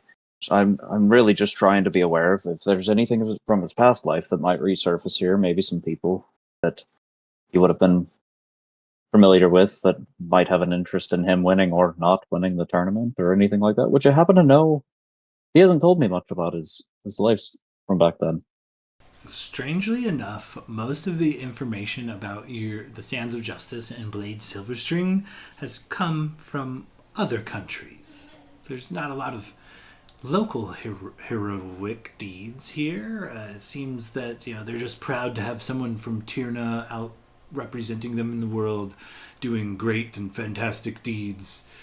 But yeah, most of the tales you hear, even popping into a nearby tavern or inn, you might hear a bard spinning one of Blade's custom tales. Maybe heard him somewhere in Brightwood and mimicked his music or his tale or his poetry, whatever he decided to perform that day. But you do hear a lot of Blade originals just kind of bouncing around. And could I also ask when I'm talking to these people, like maybe just ask what the local take on this Darius figure is? Seem like a like a local like nice musician or sketchy guy, con man. What do the people think? The people, as far as some of the locals know, Darius is a skilled musician from the north in Port Noble. He's more than like your standard musician. He's also a bit of a poet, a scribe, and like a stand-up comedian. Darius himself is also kind of semi-famous in these parts.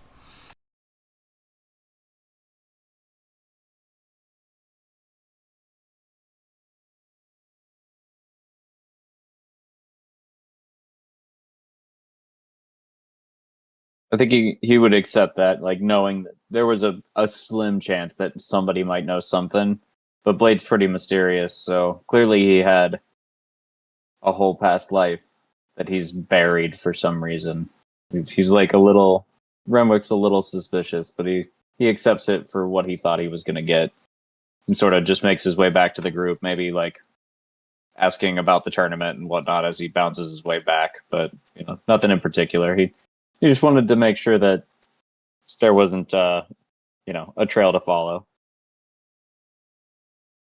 Nicely done, nicely done.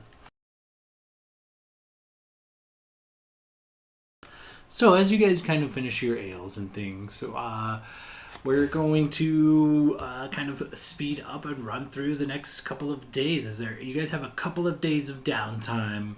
You're famous enough that food, drinks, and rooms are not an issue. Somebody somewhere always offers to pay for it.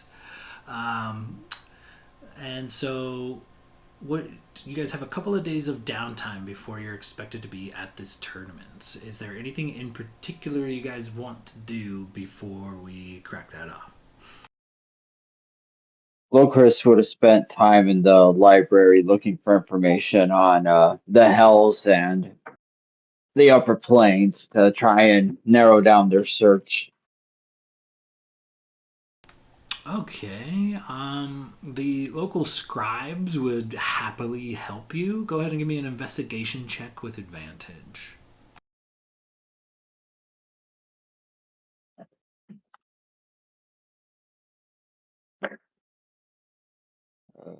27.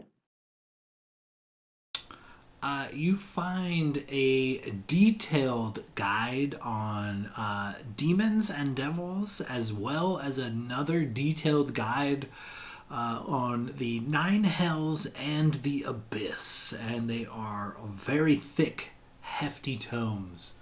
And the scribe says, you give me the better part of a day, 60 gold. I'll copy them both for you. Well, we'll be here for a while, so why not? And I give him 60 gold. And yeah, it takes him the better part of a day. You're looking at something between 12 and 14 hours, but you are able to return later and pick up both the guide to devils and demons, as well as the guide to the abyss and the Nine Hells. Right, then I'll spend the rest of my downtime reading those books. Excellent. Anybody else? Maybe in the downtime, kind of a couple days before. So it's a couple days before the actual competition. Correct. The first stage of the competition is 2 days away. Blade might try to like go around town a little bit and try to maybe find like a tailor, maybe to make up some sort of kind of regal outfits for us as a team.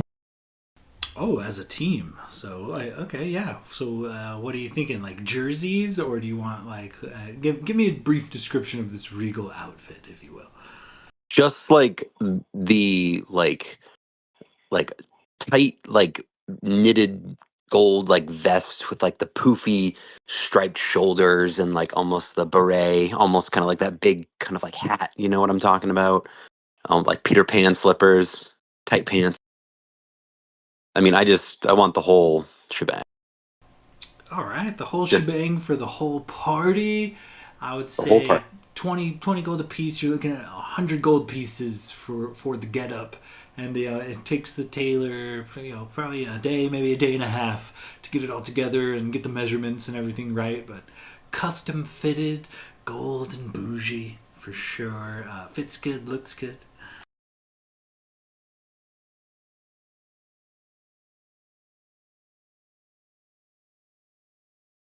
And I'll present them to him when the time comes.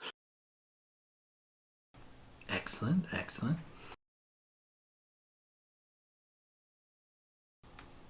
Any other needs? Renwick at some point would take some time to sort of meditate and try to attune to the Kraken in light of his recent visions and everything. It seems as if like the Kraken went against oh god, I can't remember his name. Nielagoth? Am I remembering correctly? Correct.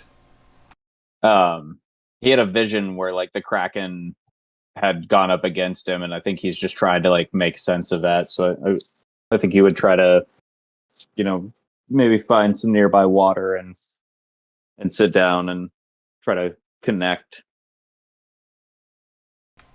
Okay, I'll say give me either a knowledge arcana, knowledge religion, or just a straight up wisdom check. Your call. Oh shit. That's a +0. Across the board. God damn it. I was hoping at least one of them would have a random bonus. 11. Okay, you find a quiet spot to settle down and you begin meditating. You find yourself in this familiar darkness, deep underwater. A massive yellow orb kind of appears from nowhere, the eye of the great kraken.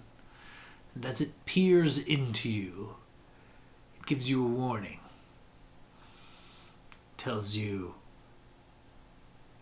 he's coming for you on your own plane. Mind yourself, ward. For what's yours is mine. And what's mine, I would like to keep. And then, in a flash of darkness and bubbles, he is gone.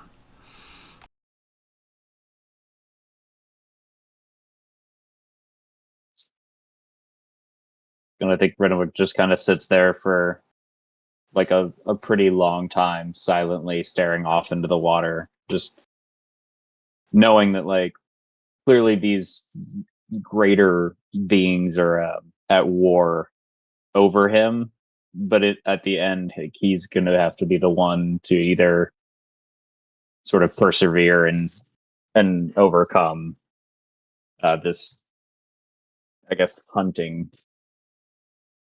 Um, and I think he takes a while, maybe walks around town by himself for a bit, and eventually just reconvenes back at the mansion. I assume we're staying at the mansion throughout this whole couple days. You could absolutely find some vacancy in one of these nearby manors or mansions. Some of the local barons are happy to host famous guests, especially famous guests that are entering their tournament. Maybe currying a little favor with a future ruler. Not a bad way to go. Yeah, in that case, I think at least one night, maybe the first night after this, instead of coming back to Blade's mansion, Renwick might get himself a room somewhere in town. Maybe get a little tipsy at the bar and just eat up some of the fame. Whoever comes back to the room, any port in the storm. He's just enjoying the fame, trying to like numb his mind to this existential threat. Excellent, excellent.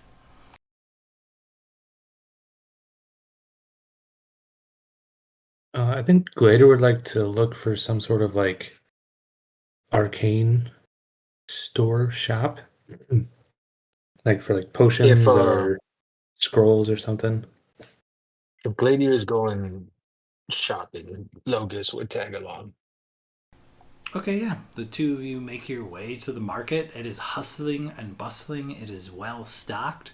It is not hard to find some, arcane curios here and there. So, what are you guys looking for? Let's see. I'm thinking maybe like a potion of growth. Probably that's like the first thing that came to mind. So I can just get huge and jacked. Pretty set on healing potions, right? Well, I mean, if there's some healing potions, I might snag a couple more just in case. You never have too many. Yeah, we'll see. Let me roll a die. There, you quickly find 4 greater healing potions available, each of them 500 gold. And what spell level is growth? Is that a first level spell? It's the enlarge reduce spell. So whatever that is, it's just the enlarge part of enlarge reduce. Right. I'm looking it up. Let's see. It is It's 9 second degree. level Second transmutation. level? Yeah, second level spell. And for a second level spell, you're looking at 250. Alrighty. I'll get how much gold do I have? I'll get one of the greater healing potions and the potion of growth. So 750. Correct. Sounds good. Alrighty. Sweet. Alright, that's pretty much all I wanted to do. Logos, is there anything at the market you're particularly looking for?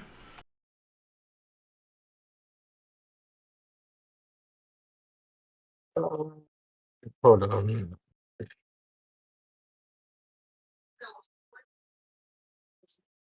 I'm trying to figure out what plus what my bow is.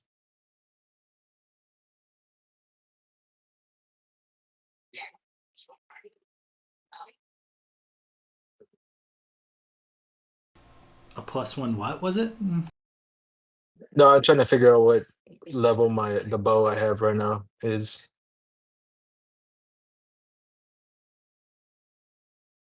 Because I'm pretty sure I have a +3.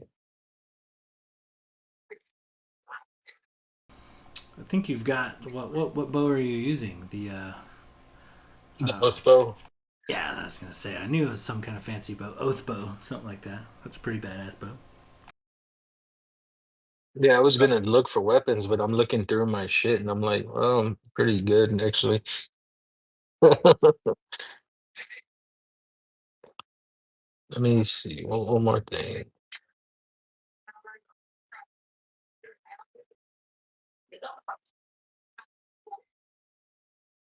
Could I potentially look to see if they have any +3 armor here?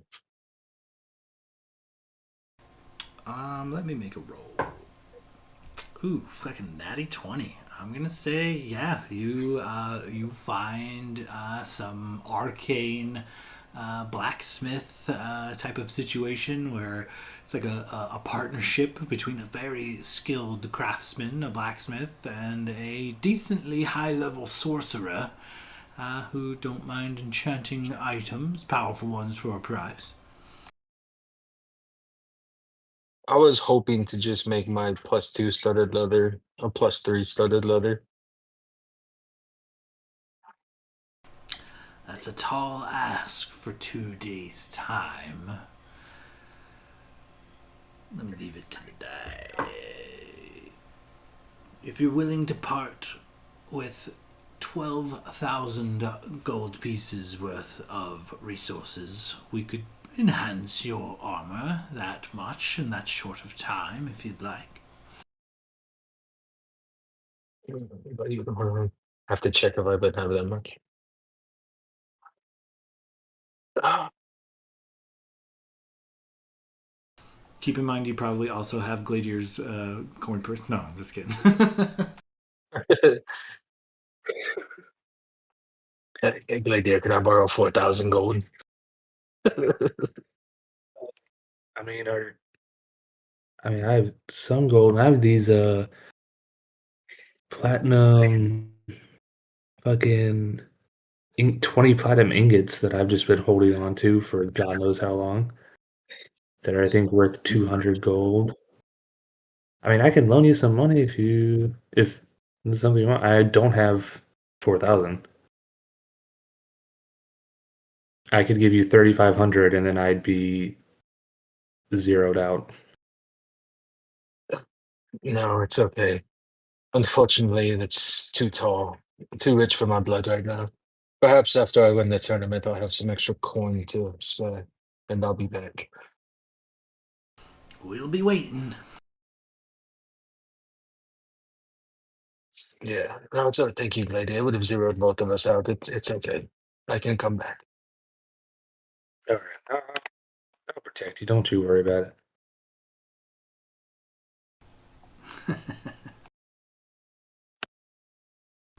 All right. With that, you guys kind of, linger about doing whatever it is your heart desires for a couple of days.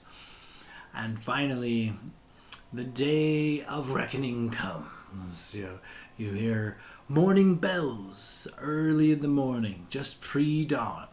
And as you guys kind of drag yourselves out of your beds and prepare yourselves for the day, making your way down to this opera house. Now, as you guys make your way down, you guys notice dozens and dozens and dozens of other teams, of other competitors, all teams of 5, each of them holding a banner at the end of a stick, kind of very similar to the banner that Darius had gifted Blade. And you guys find that this opera house is absolutely massive, and all of these teams begin piling in, and it's almost as if they're assigned seating. You guys see banners hung throughout, not only like the bench seats, but also in like the higher end kind of like opera seats, if you will. Banners of each of these adventuring groups or factions that have entered said tournament. And as they all kind of pile into this massive opera house, it is Darius Stonewhistle that takes the stage. After everyone's settled, he comes out and says, "Aye, well, welcome to the Tournament of Kings." And as he says so, several of these little silver orbs just kind of erupt outward from him, and they spin in every direction. They get a view of the crowd, they get a view of him on the stage. It's taking stock, several of them kind of taking stock of everything in the room, and you guys can tell right away that you can kind of see like crowds of people as you look into these orbs. So it would make sense that they are kind of seeing you, and that these orbs are broadcasting this whole situation to various other places, being scried upon, etc. So Darius continues, "All right. The first round of the Tournament of Kings. Here, your charisma and dexterity will be tested greatly, and we will see, for those who remain, who moves on to the next stage of the tournament. And well, the tournament starts now." And he claps his hands, and in a puff of smoke, everyone in the room disappears. Darius disappears, all of your competition disappears. It is just you, just your party, left in this opera house with these spinning orbs kind of detailing your every moves. And you guys are kind of in the back of the house. And it looks as if through these closed front doors, these huge double doors, a woman just kind of casually steps through them. Dressed in pink, she slowly walks over to the party and begins looking you up and down. She smiles when she gets to Blade. She reaches out with her index finger and boops him on the nose.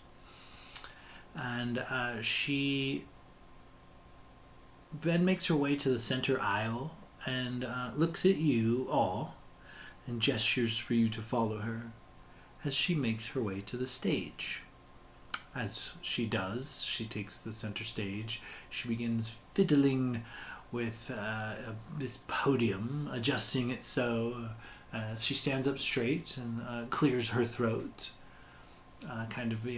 Preparing what would appear to be a performance. So, what do you guys do in this moment, in this brief time while she kind of takes the stage and prepares? Anything? Could I make a perception check to see if I see any fuckery afoot? Yeah, go ahead and give me a perception check.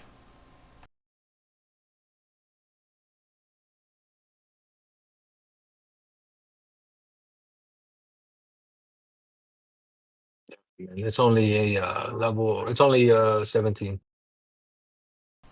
As you kind of look around, all of your competition is gone, all of their banners are gone. There is some kind of fuckery afoot for sure. This lady didn't open the door, she seemed to walk through it. Um, and where did everybody go? Yeah, like, did they all leave? Are they all still here? You're not sure. Locris is going to rip the. God damn it, was charm. Uh, Eagle Splendor charm from his bracelet to cast enhance ability for advantage on charisma checks for the next hour. Ooh, perfect. That's a good call. Can I like hold an action? Yeah, what action are you holding? I want to hold the spell Beacon of Hope for if I guess to say like everyone else, if I see any fuckery afoot, like anyone like if I see like this lady like try and cast a spell or sense anyone trying to do anything hostile, whether it's like arcane or physical against us, to just cast a Beacon of Hope, Okay, yeah, which for is sure. I can put the language of the spell in the chat too. It's a third level spell, concentration, 1 minute. Why I'm not just casting it now because I don't want it to drop in a minute if nothing happens. Okay, excellent. Nicely done. Yeah, it ranges 30 feet, so he would be staying close to the rest of the party.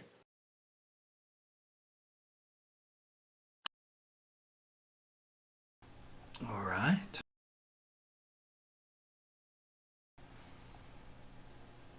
Okay, so as you guys kind of prepare, she kind of clears her throat and then she gestures with her hand to like the front row. Now you guys are about we'll say you guys are seated about in the middle of the room. So my question to you is, do you take her up on her offer and come sit at the front row, or do you remain seated, several rows back?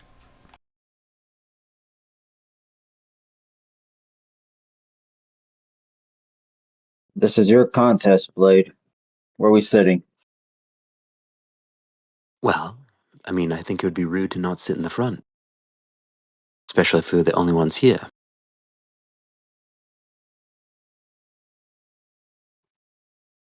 All right, let's sit. Yeah, so Blade will make his way up to the front where she gestured. All right, and is that just Blade, or is that the entire party? Locris will follow. Yeah, Yeah, Renwick's Glader's definitely gonna sticking go. close to Blade. Yeah, Glader's not gonna sit though. He's gonna.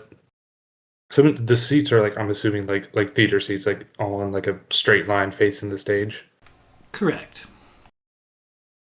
So Glader's gonna stand right behind the seats where the rest of the party's sitting, but like stand in the middle.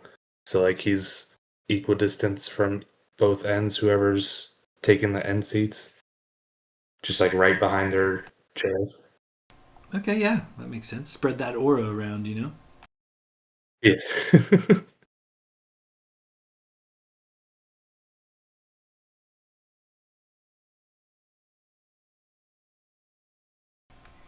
So, uh, Logos, are you okay? So everybody went up to the front seat. Did I hear Logos did that as well, or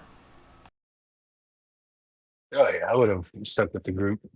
okay? Just making sure. So, as you guys kind of make your way to the front of the stage, she smiles at you. She reaches out her index finger and does a similar boop, but just to mid-air, kind of similar to what she did to Blade's nose earlier.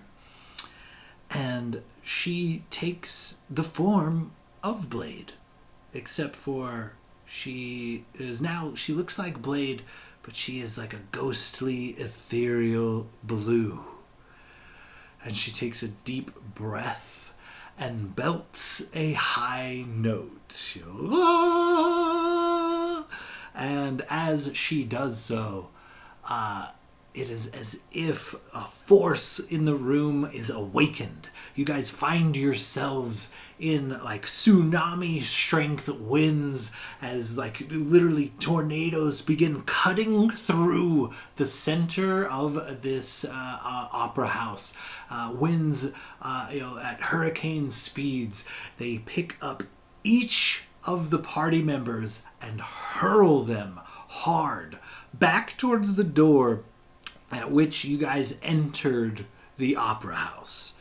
Now, I'm going to make a roll real quick. Oops. Okay. Ooh, that's a high one. So you guys are picked What up. the fuck? You guys are picked up by the force of this lady's voice. It slams into you guys and it hurls you the full 200 feet across the room and slams you into the wall.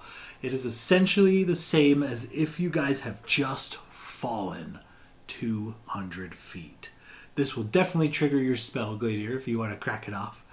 But also, let's go ahead and bang out some initiative scores. As this wind pins you all up against the opposing wall, the woman looks to you with a grin, who is now in possession of Blade Silverstring's look, and happily continues to belt this tune. Ah!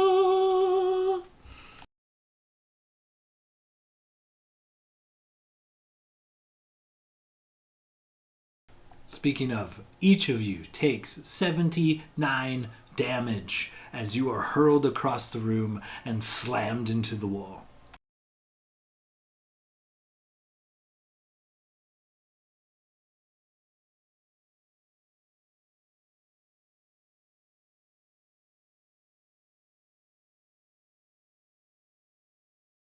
So also, everyone has advantage on wisdom saving throws, death saving throws, and if you do any healing at all, whether it's spell or potion, you get the maximum possible healing for the next minute. As long as actually, I gotta roll. Do I roll concentration check on that? Yeah, I think if you reaction to the spell and then took the damage, or you could have taken the damage and then caught the spell off, I guess. I said he would crack it off if any fuckery went afoot, so I feel like he probably would have cast it midair, Okay, like yeah. the moment we got. You definitely Gladiator's have. smarter than that. It's only a 34 DC, bro. You got this. Oh, I literally can't beat this. I have a +8 to my con saves, so Nat 20. yeah, no. So yeah, I got a 4 on the die for a 12. So never mind, you guys don't get that spell. Burn to spell slot. Boo. This man. Don't forget you had what is this 10 plus 5, a 21 temp hit points from the inspiring leader feat, because those don't expire. Oh, I thought that was only 8 hours. Nope, it's you spend 10 minutes and you have them. It doesn't Then go you have away it until until you then. lose them or until I do it again. How many was that? How much was it again? 21. Heard. 21 temp hit points. Well, that actually helps a lot. Holy shit. Very nice. All right. Top of the round. As per usual, Logos, you are first to act. This wind, this force has pressed you up against the wall, but it is your turn. It is chaos. There is like debris flying around and wind so strong that it has backed you up against this wall. Tell me kind of what you do. How do you proceed? Oh, well, I'm pretty sure my arrow won't be able to fly through this wind. Instead, I'm gonna do some. I assume we're all in the same spot, uh, pretty much, right? Like within 30 feet, 35. Shit. Yeah, you guys are all pretty close together. You guys are all bundled up. You know, some of you may have even landed on Gladier, as he said he was standing behind you guys. I'm gonna throw out a mass cure wounds on everyone. Um, and strength.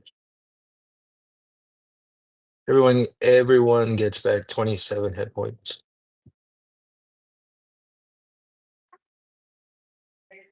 Thank you. Nice, very nice. What does a mass cure wounds look like coming from Logos?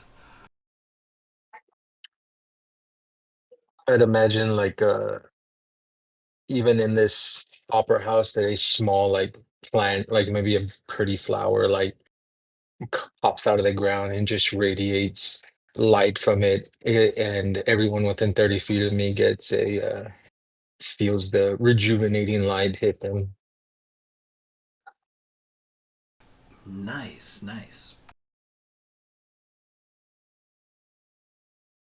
And if Gladier had hit that beacon of hope, everyone would have got 45 back for the max. I'm Freaking sorry nerd. I didn't make a 34 con save. Nice work. I just think Gladier would have been smarter than to throw it off in the air, but whatever. No big. So you crack off this spell. I think you still have some movement or bonus action. You're currently 200 feet away from the stage. You are 200 feet away from this person.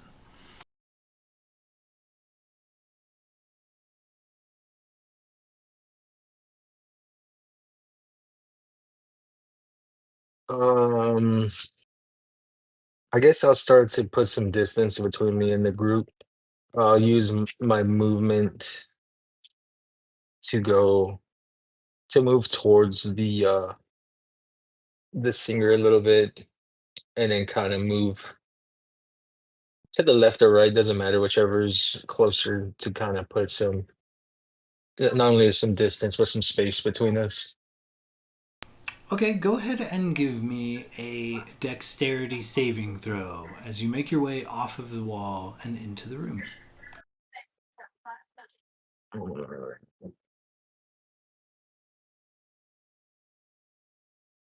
Okay. 26 dexterity save. Oh, wow. Excellent.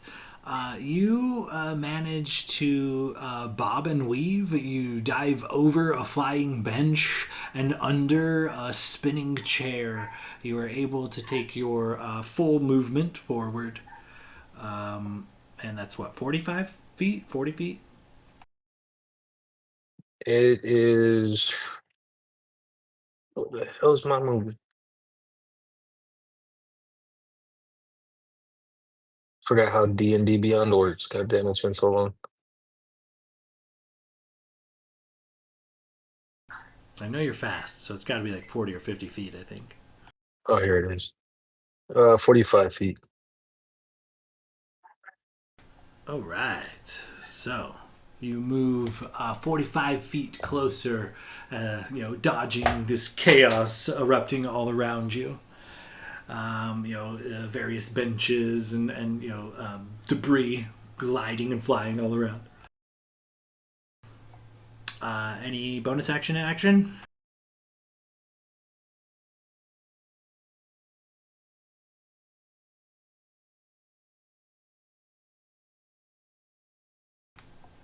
No? Would you allow me to retcon before I heal to use my bonus action? Yeah, for sure.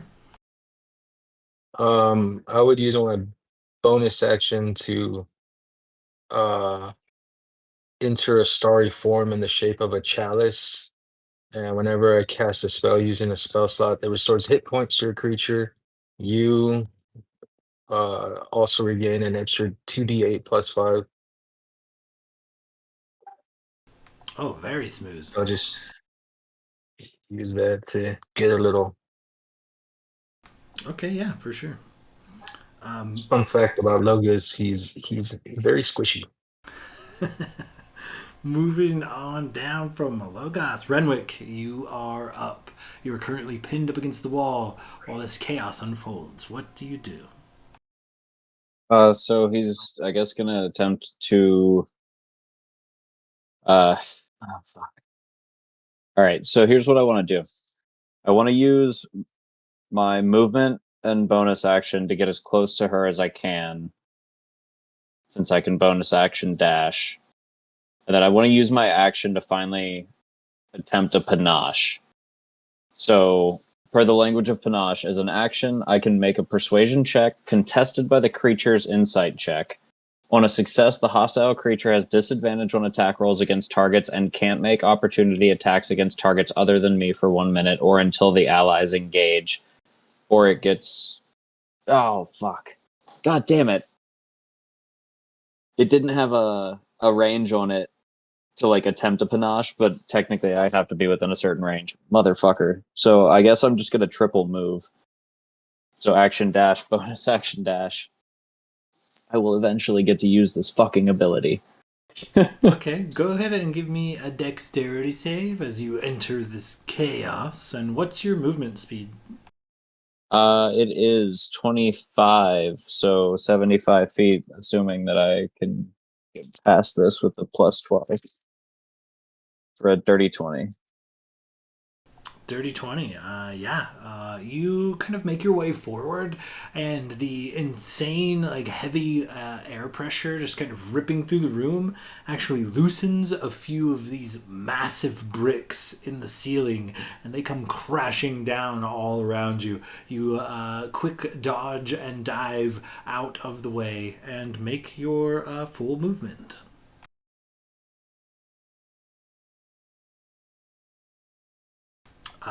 Gladier, you find yourself pinned up against the wall with this wind. How do you proceed?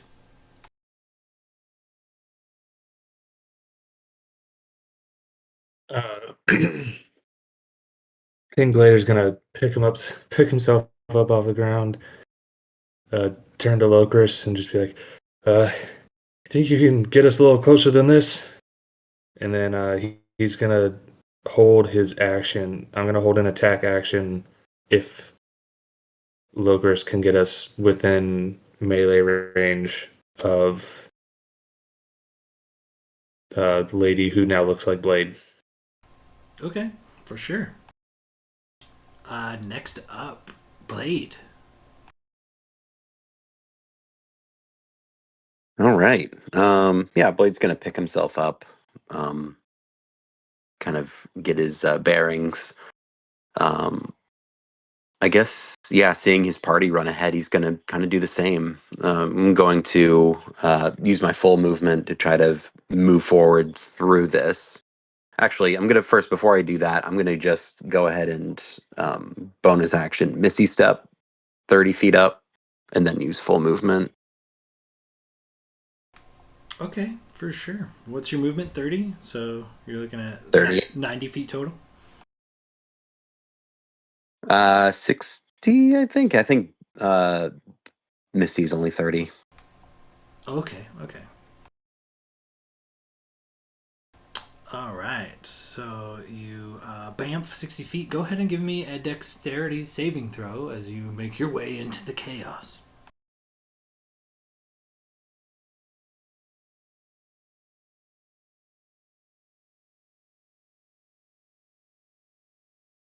22?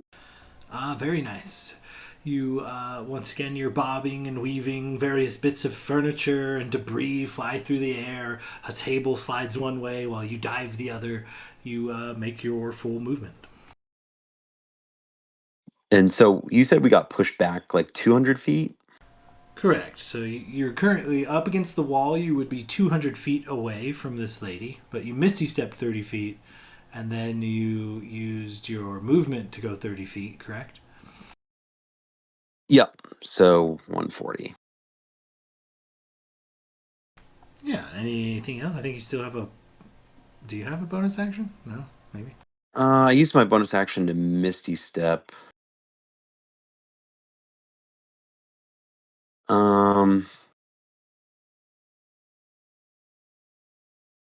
Surely there must be something. I'm just going to, I guess, use this opportunity to chug a greater healing potion. Okay, excellent. Yeah, go ahead and roll that out. I guess. Wait, you still have a standard action, so you could take the right. Yeah, you could still take the full shebang. I think full benefit. Yeah, correct. Nice, very nice. And yeah, that should be. All right, rolling to the bottom of the round. Hello, Chris. You are up. I'm going to grab Glade Deer and cast Dimension Door to right behind this bitch. So a pack coming out on her backside, and then I'm going to bonus action surge, and take 2 bashes to the back of her head. Excellent. Okay, yeah, for sure. I think this would trigger Gladier's attacks as well. 25 is 28. Chris, you're pretty familiar with magic. As you strike her, the body ripples as if you are interacting with an illusion. You do not find any sort of purchase. Your blow glides right through as if nothing were there. Would I be able to use a reaction to tell Glade Deer to hold off on the attack before his held action goes off? Absolutely. Just be like, nothing's here. Stop. Wait. Phew. His hold. Yeah, I guess I just wouldn't attack, and I don't even know because for held actions you use your reaction. So could I, in holding the attack, can I look to see if I just take a quick glance around to see if I see anyone nearby? You can give me a perception check or an insight check. Your call. Well, I have my. Like Glade Deer got the perception. Well, at least I get advantage because of my shield. So there's that. Oh, okay. Good thing I got advantage because the first roll was a 3. Oh, second roll was a 19. Dirty 20. Oh, very nice. So as you kind of look around, you watch, Locris's blows kind of just warble what appears to be an illusion. However, you do sense that wherever this illusion is centered, it does seem to be, the source of where all this wind is coming from. Speaking of wind, as you lot make your way into the room proper, Locris and Gladier both give me dexterity saving throws. Locris, you get a +5 for my aura. Well, that's another fucking 19 for where's Dex? 25.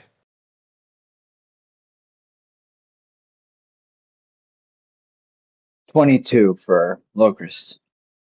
So as you guys kind of approach this being, things are still chaos in the room. You dodge a large rug that seems to have slipped out from underneath one of the tables and bashes up against the wall. A chandelier that still seems lit with various candles and oils kind of crashes around in a bit of a fiery rampage, but you guys are able to dodge both. And with that, top of the round, the woman looks back to, or the woman currently looking like Blade, looks back to Gladier and Locris, and she has kind of like a frowny face, but she continues to just belt high notes, keeping the chaos rolling. Back to the top of the round, Logos. That is you. Can I use a? Would you allow a free bonus to take? You got cut off there. A free bonus to what?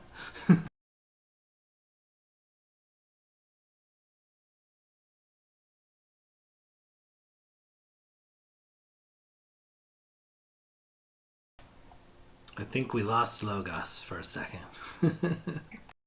I accidentally closed out the app while I was trying to go to D&D Beyond.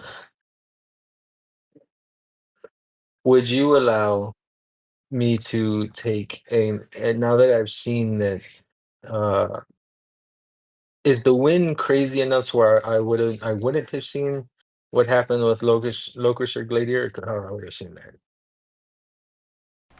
I'm gonna say you have a super high perception from this distance. Some people might not have seen it, but you for sure watched Locris's blows just glide right through this thing. Is the face of the is she seems to be fixated on a certain point, or is she kind of looking around, Uh, or sh- Blade? Even though she's currently in Blade's form, she seems to be singing to the rafters. She's got one hand on her chest while the other is elevated, and she is absolutely, putting on a performance like you would expect someone to at the opera. Could I make a perception check and use it to focus on the rafters and the crowd? In the direction of she's singing. Do I see anything out there? Go ahead and give me a perception check.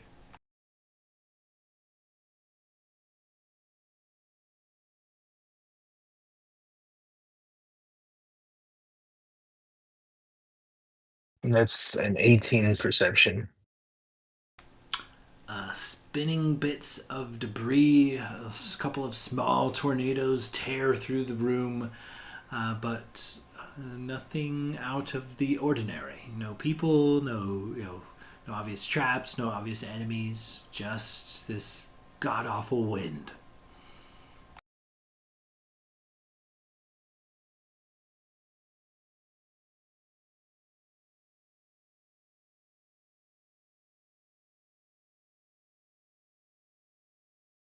I forget. I can use my bonus action to double move, right? As a druid.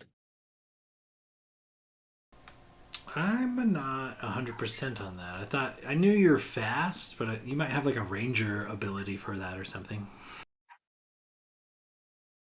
I couldn't remember. It's been so damn long since we played. Couldn't remember if it was just a rogue thing or if we could all do that.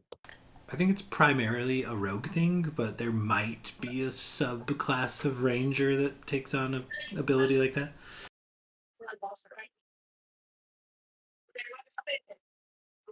Okay, then I would just use my full movement to try to catch up to Gladiator and Locust. Okay, as you make your way deeper into the chaos, go ahead and give me another dexterity saving throw.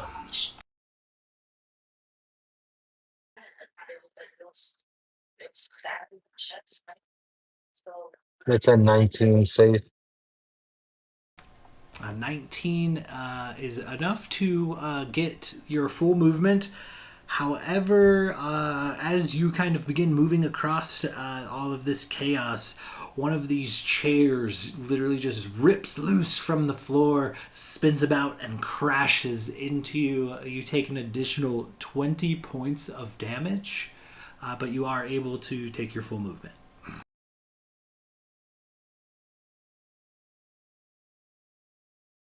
That's a fucking hefty ass chair. God damn. That'll be nice. That'll be my turn. Moving on down, Renwick. You're about 125 feet away. Wind and chaos all around you. Debris and furniture flying in every direction. How do you proceed? I'm gonna use my movement and bonus action to dash and get 50 feet closer, which would put me at 75 feet. And then I'm gonna cast Silence centered on her. Ooh, what do you need from me? That is going to be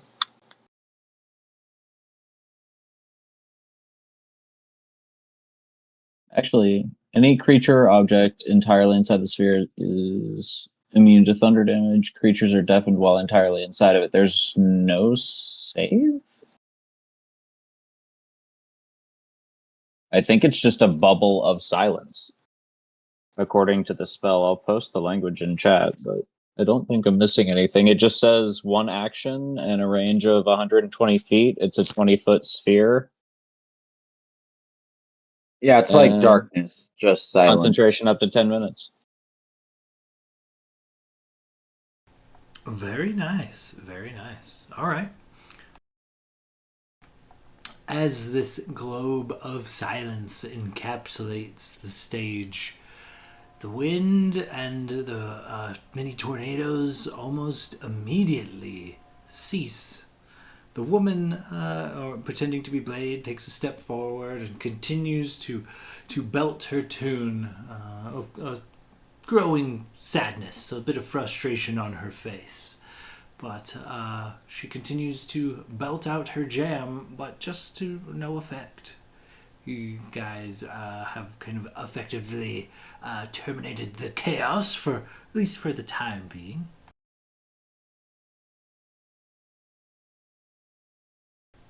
Let's see here. This movement. Any other actions there, Renwick? No, I think he sprints forward and kind of like slides to a stop, realizing he gets in range, and he just winks and says, "You're so much prettier when you're quiet." And you just see this sort of like weird ethereal like shimmer ripple out from his mouth, and all of a sudden this like kind of glamour forms around her, and we stop hearing the opera singing. And moving on down, Gladier, you on stage near this creature. I would assume if you guys are close enough to strike it, you were probably also encompassed by the silence spell. Yeah. All right. So when you cast the silence, you said it seemed like the winds started to die down a little bit. Is that what Yeah, happened? so I'll say it's it says centered on a point you choose within range. So Renwick would have been able to position it to not affect Locris or Gladier. So you guys could still speak normally. But this lady seems to still be going through the motions. She's got her hand on her chest while she belts a tune that is now just unheard, and she looks to be singing for the opera seats. But the storm inside immediately dies down. The debris stops flying. The furniture slowly thuds to the ground. She seems to continue her performance, though unheard at the moment. So, what do you do? Shit.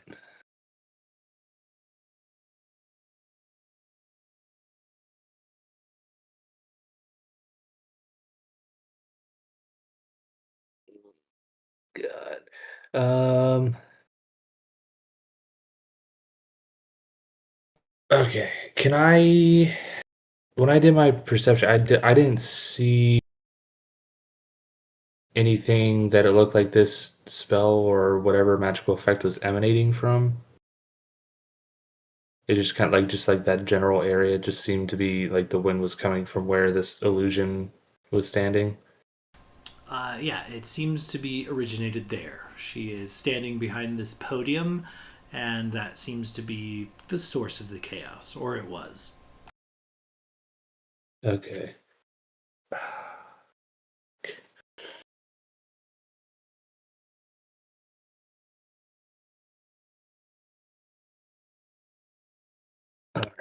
So I kind of want to try cast Dispel Magic, but it says choose one creature, object, or magical effect within range.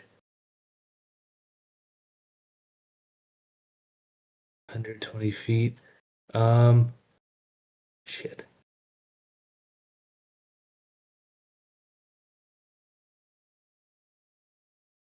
Can I? I don't know if this is going to be an action.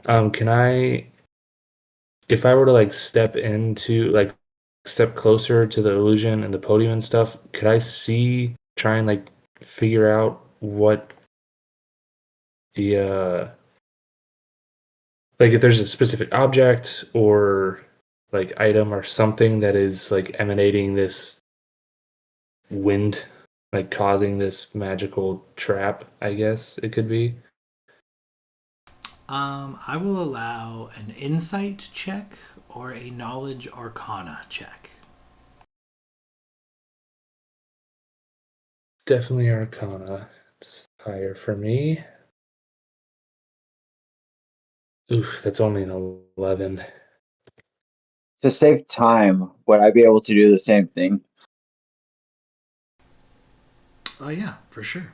Go ahead and give me an insight or a knowledge arcana. 27 Arcana. Okay, so Locris, you are able to kind of deduce that this is she is singing, this illusion is singing what is known as the Song of Force, and that is why chaos has erupted all around you.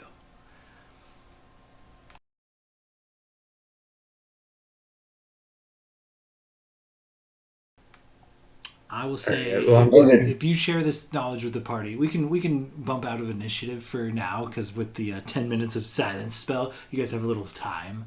But I'll say the Song of Force, Blade, you would know that this is like a powerful song wrapped in legend that was like forged rather than written in some magical grove in the Fey Wild. But this particular song is what is causing all of the chaos.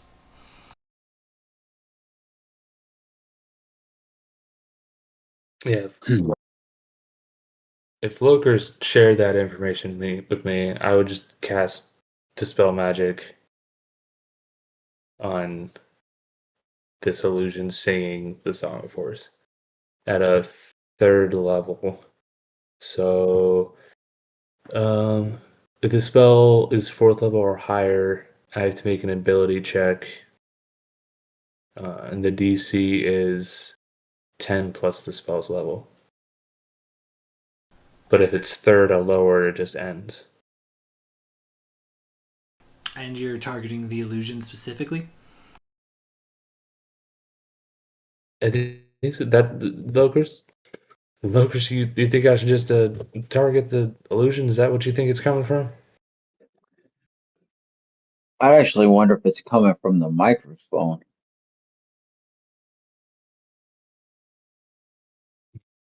Because, I mean, nothing happened with the illusion while being hit, but maybe it's just a way to signify what's going on. Yeah, it could be on the podium. All right, fuck it. Or, wait, Yeah. yeah, or before you cast a spell magic, can we check out the podium, see if it has any unusual markings or anything? Give me an investigation check.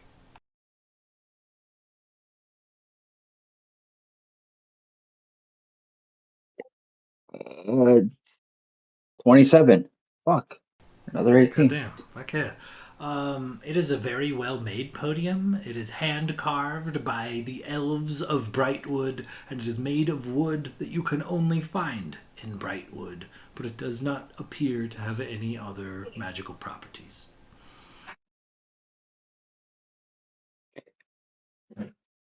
Yeah, it doesn't seem to be the podium. Maybe it's just microphone or something else. I don't know. All right. My gut's saying the illusion is somehow emanating there. So can I just target the area of the illusion and where it's standing with dispel magic third level?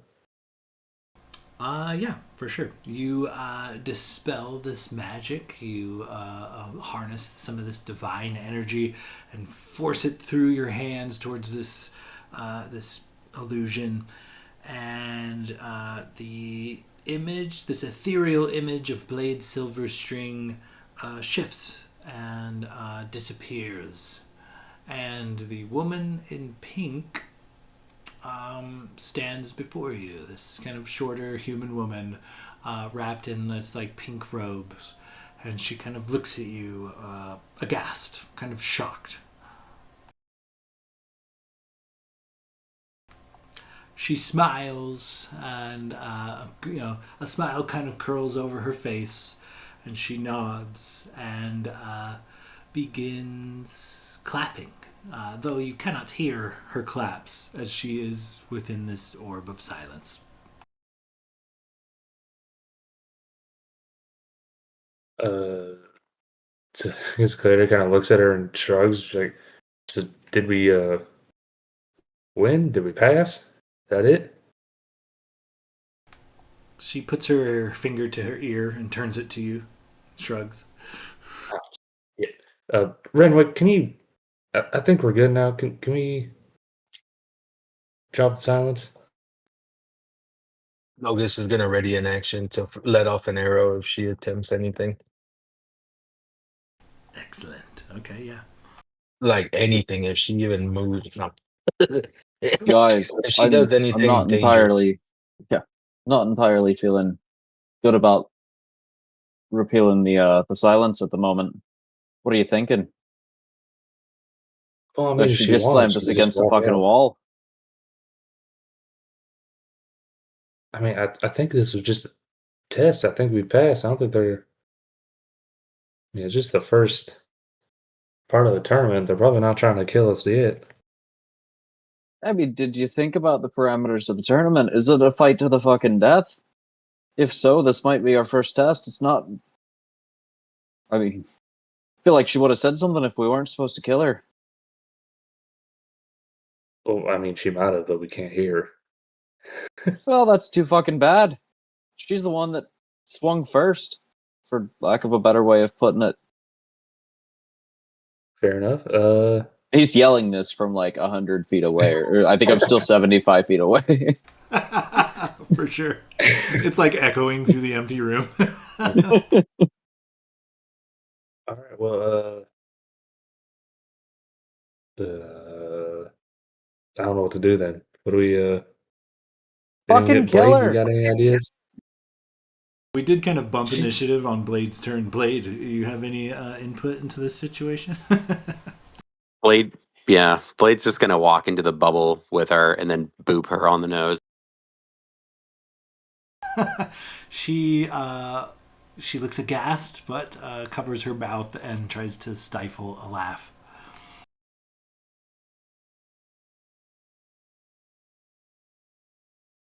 Um, yeah, I guess um, Blade will kind of come out of the silent circle and just say, um, "I I think maybe we should just drop it. If I have some things that might be able to help if she tries to pull anything on us."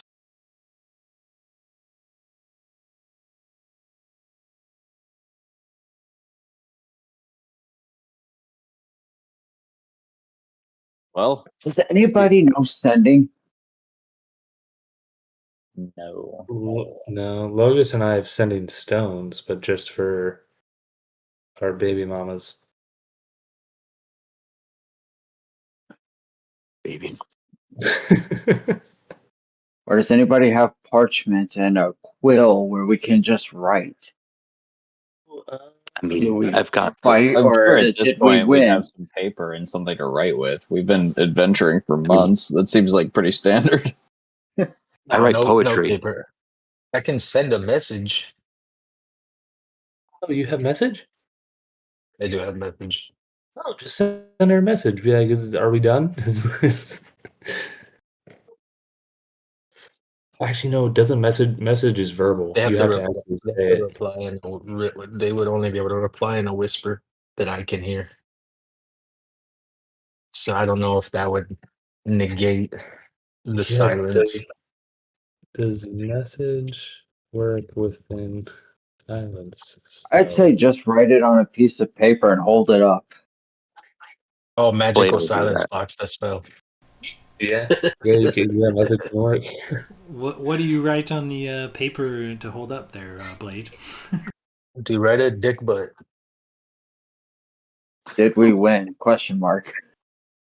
Did we win? With a We smiley good? face. We good? She shrugs, puts her hands in the air, and but nods with a smile. Insight check. Go ahead, yeah. 8. You don't think this woman's ever told a lie in her life. She looks like a saint or some sort of like nun. I'm gonna insight Renwick if he had gotten a successful insight. Your passive insight tells you this man is probably not thinking about anything that is going on right here, right now. Oh, dude, I was so far away. I'm just now coming up to like 50 feet between us, out of breath. I was just like, oh, now that I'm closer, she doesn't seem so bad. If we're both in the silence, we can't communicate, right? Like it's not like you can talk inside but can't hear outside type deal. You can play charades. That's what I was gonna say. You can play charades, but it's super silent inside that bubble. All right, Renwick, go ahead, drop it. I have this arrow pointed at her head just in case. If you say so. And he'll just snap, and the sort of shimmer dissipates. And the woman kind of looks around, and she smiles, she bows. She looks a little like flush, like maybe she's embarrassed, and she calls out. She says simply the word "successful," but it echoes with a ferocity that is just a vibration hits you guys in the chest. It seems like maybe like her natural voice is obnoxiously loud, like deafeningly so.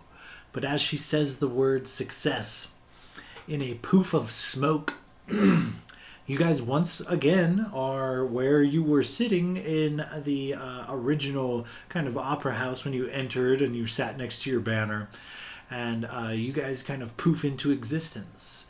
And as you look around, there are clerics in almost every aisle in all of the opera seats. They are dragging people out. They are healing people. There are people with broken bones and massive splinters, pieces of furniture protruding from their bodies. You are looking at just a wave of broken people, and they are all being tended to. As you guys kind of poof back into existence, a cleric wanders over and cocks an eyebrow, like, "Oh, wow, you're one of the few that made it out with everybody on their feet. Congratulations! We've got a success." You see Darius on stage, looking very relieved, having kind of like a clipboard type of situation. He's like, well, that's another. Count the sands of justice amongst the victors proper. And he makes a few notes on his clipboard. These little whirling beads kind of showing you guys off, kind of like cameras, but you hear the eruption of the crowd from outside of this opera house at the mention of y'all's name.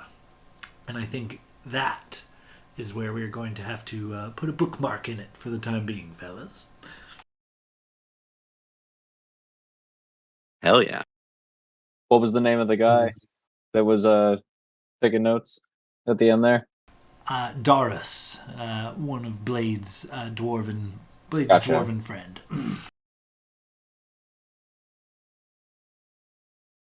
Nice. Oh, it's Dude, nice to be able to get back into this. that was fucking scary for a second when we tossed us for 79 fucking points of bludgeoning damage against the goddamn wall. I genuinely felt bad after I casted the silence because I was just like, oh man, I feel like I somehow just made this worse. And then she actually like pretty much surrendered. It was like, oh, thank God. I've been holding on to that spell for so fucking long, just waiting for the right time because we almost never have that much of a gap to close. And it's such a wide distance that I was like, fuck, if anything, it'll at least give us a second to get where we need to go. Yeah, that was clutch. Peek behind the screen. If you guys didn't decide to go to the stage, you would have only taken half damage, but it was a full 200 feet of fall damage if you went up to the stage. So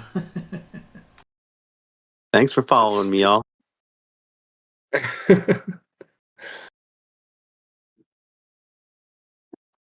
It's only like a third of my health. Well, less than a third. Dude, that was over half my health. I set that DC high at like 20 for the deck save, or you guys would just continue to get pummeled by the various debris and things. But you guys were on it. You guys were fucking deck save masters that one. I think I only got one of you one time. Everybody hit 20 plus on like every deck save, and there was at least a dozen of them in there. You hit Well, I Logus for only like a saved fucking lazy because- boy. Yeah, he hit me with the fucking steel chair in the back of the head for 20 fucking points. Yeah, you got clocked. I Came only at you like saved Stone because Cold of Steve Austin. the deer. What was that, Chris? I said I only got saved because of you. That plus 5. Yeah. Oh shit. Yeah. Yeah. You would have been less than 20. Yeah, you would have gotten fucking decked in the face with a chair or something. Oh, there was a fucking super fun little table I was using. Like, one of them was a chandelier that would crash into you and light you on fire. One of them was like a heavy rug that would wrap you up and leave you restrained. Some of them were like just furniture damage. You know, some of them it was like a bench would like pin you to the floor and or wall depending on where you were. Like, there's a fun little mini game that we pretty much missed out on because you guys were too goddamn not dying. That would have been funny though. Lokers just teleports to the front and then immediately gets like fucking decked by a desk. So are the clerics just handing out healing spells or just concerning themselves with the serious? I would say concerning themselves with the serious, it's not that they're not handing out healing spells, it's that they look to be more handing out revivifies. Like a lot of people did not make it through that particular situation. Understood. Well, hell yeah, fellas. Glad to fucking touch our toes down in some campaign action again. We'll have to fucking keep in touch, and we'll do this crazy thing again soon, guys. Yeah. So, shit, dude. I may not have a job to go back to after this whole ordeal with my wife, my boss. When I told him on Monday morning, he legit said, sorry about your wife, but you don't have any protection for your missed time. What the fuck? So we may see what happens when I go back. I may be available every Wednesday again. Well, aren't you able to get FMLA as you are caring for your wife? Don't qualify for FMLA because I haven't worked at the company for a year yet. Damn. That fucking sucks. Yeah, dude, that's rough, buddy. Rough. Just keep us posted, man. Yeah, maybe the post office will take you back. I told my wife though, if a job fires me for taking care of my wife in the hospital, then fuck that job. It's not the job for me because I will never choose a job over my family. So Yeah, man, I respect that a lot. You'll figure it out. Yeah, dude, that's a bummer. That's fucked up. Keep us posted, man. Fucking, if you ever need anything Sean, I know. crazy, good reference or something, bro. I've owned companies. I could fucking, I'll put in a good word for you anytime, anywhere, to anybody, bro. Don't fuck around. We'll get you a job. I can hear the glee in your voice. I know you're excited. I may be available every Wednesday. You can't hide it. I would love to have you back every Wednesday, but not at the expense of you like being homeless, or not being able to provide for your family. That would be a bummer. We playing D&D from a box under the bridge. Living the life. As long as that box has air conditioning, Wi-Fi, and a quiet place for you to role play.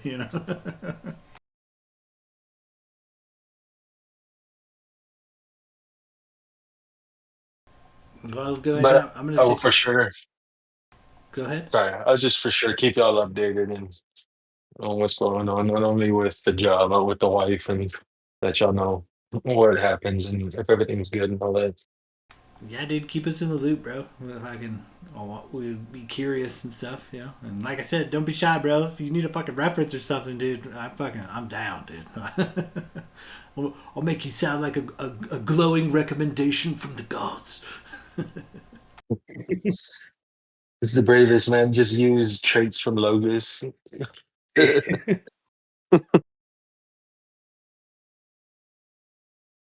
All right, fellas, I'm gonna take off. Y'all have a good night. All right, get you guys later. Later, Night, guys. boys. Later, guys.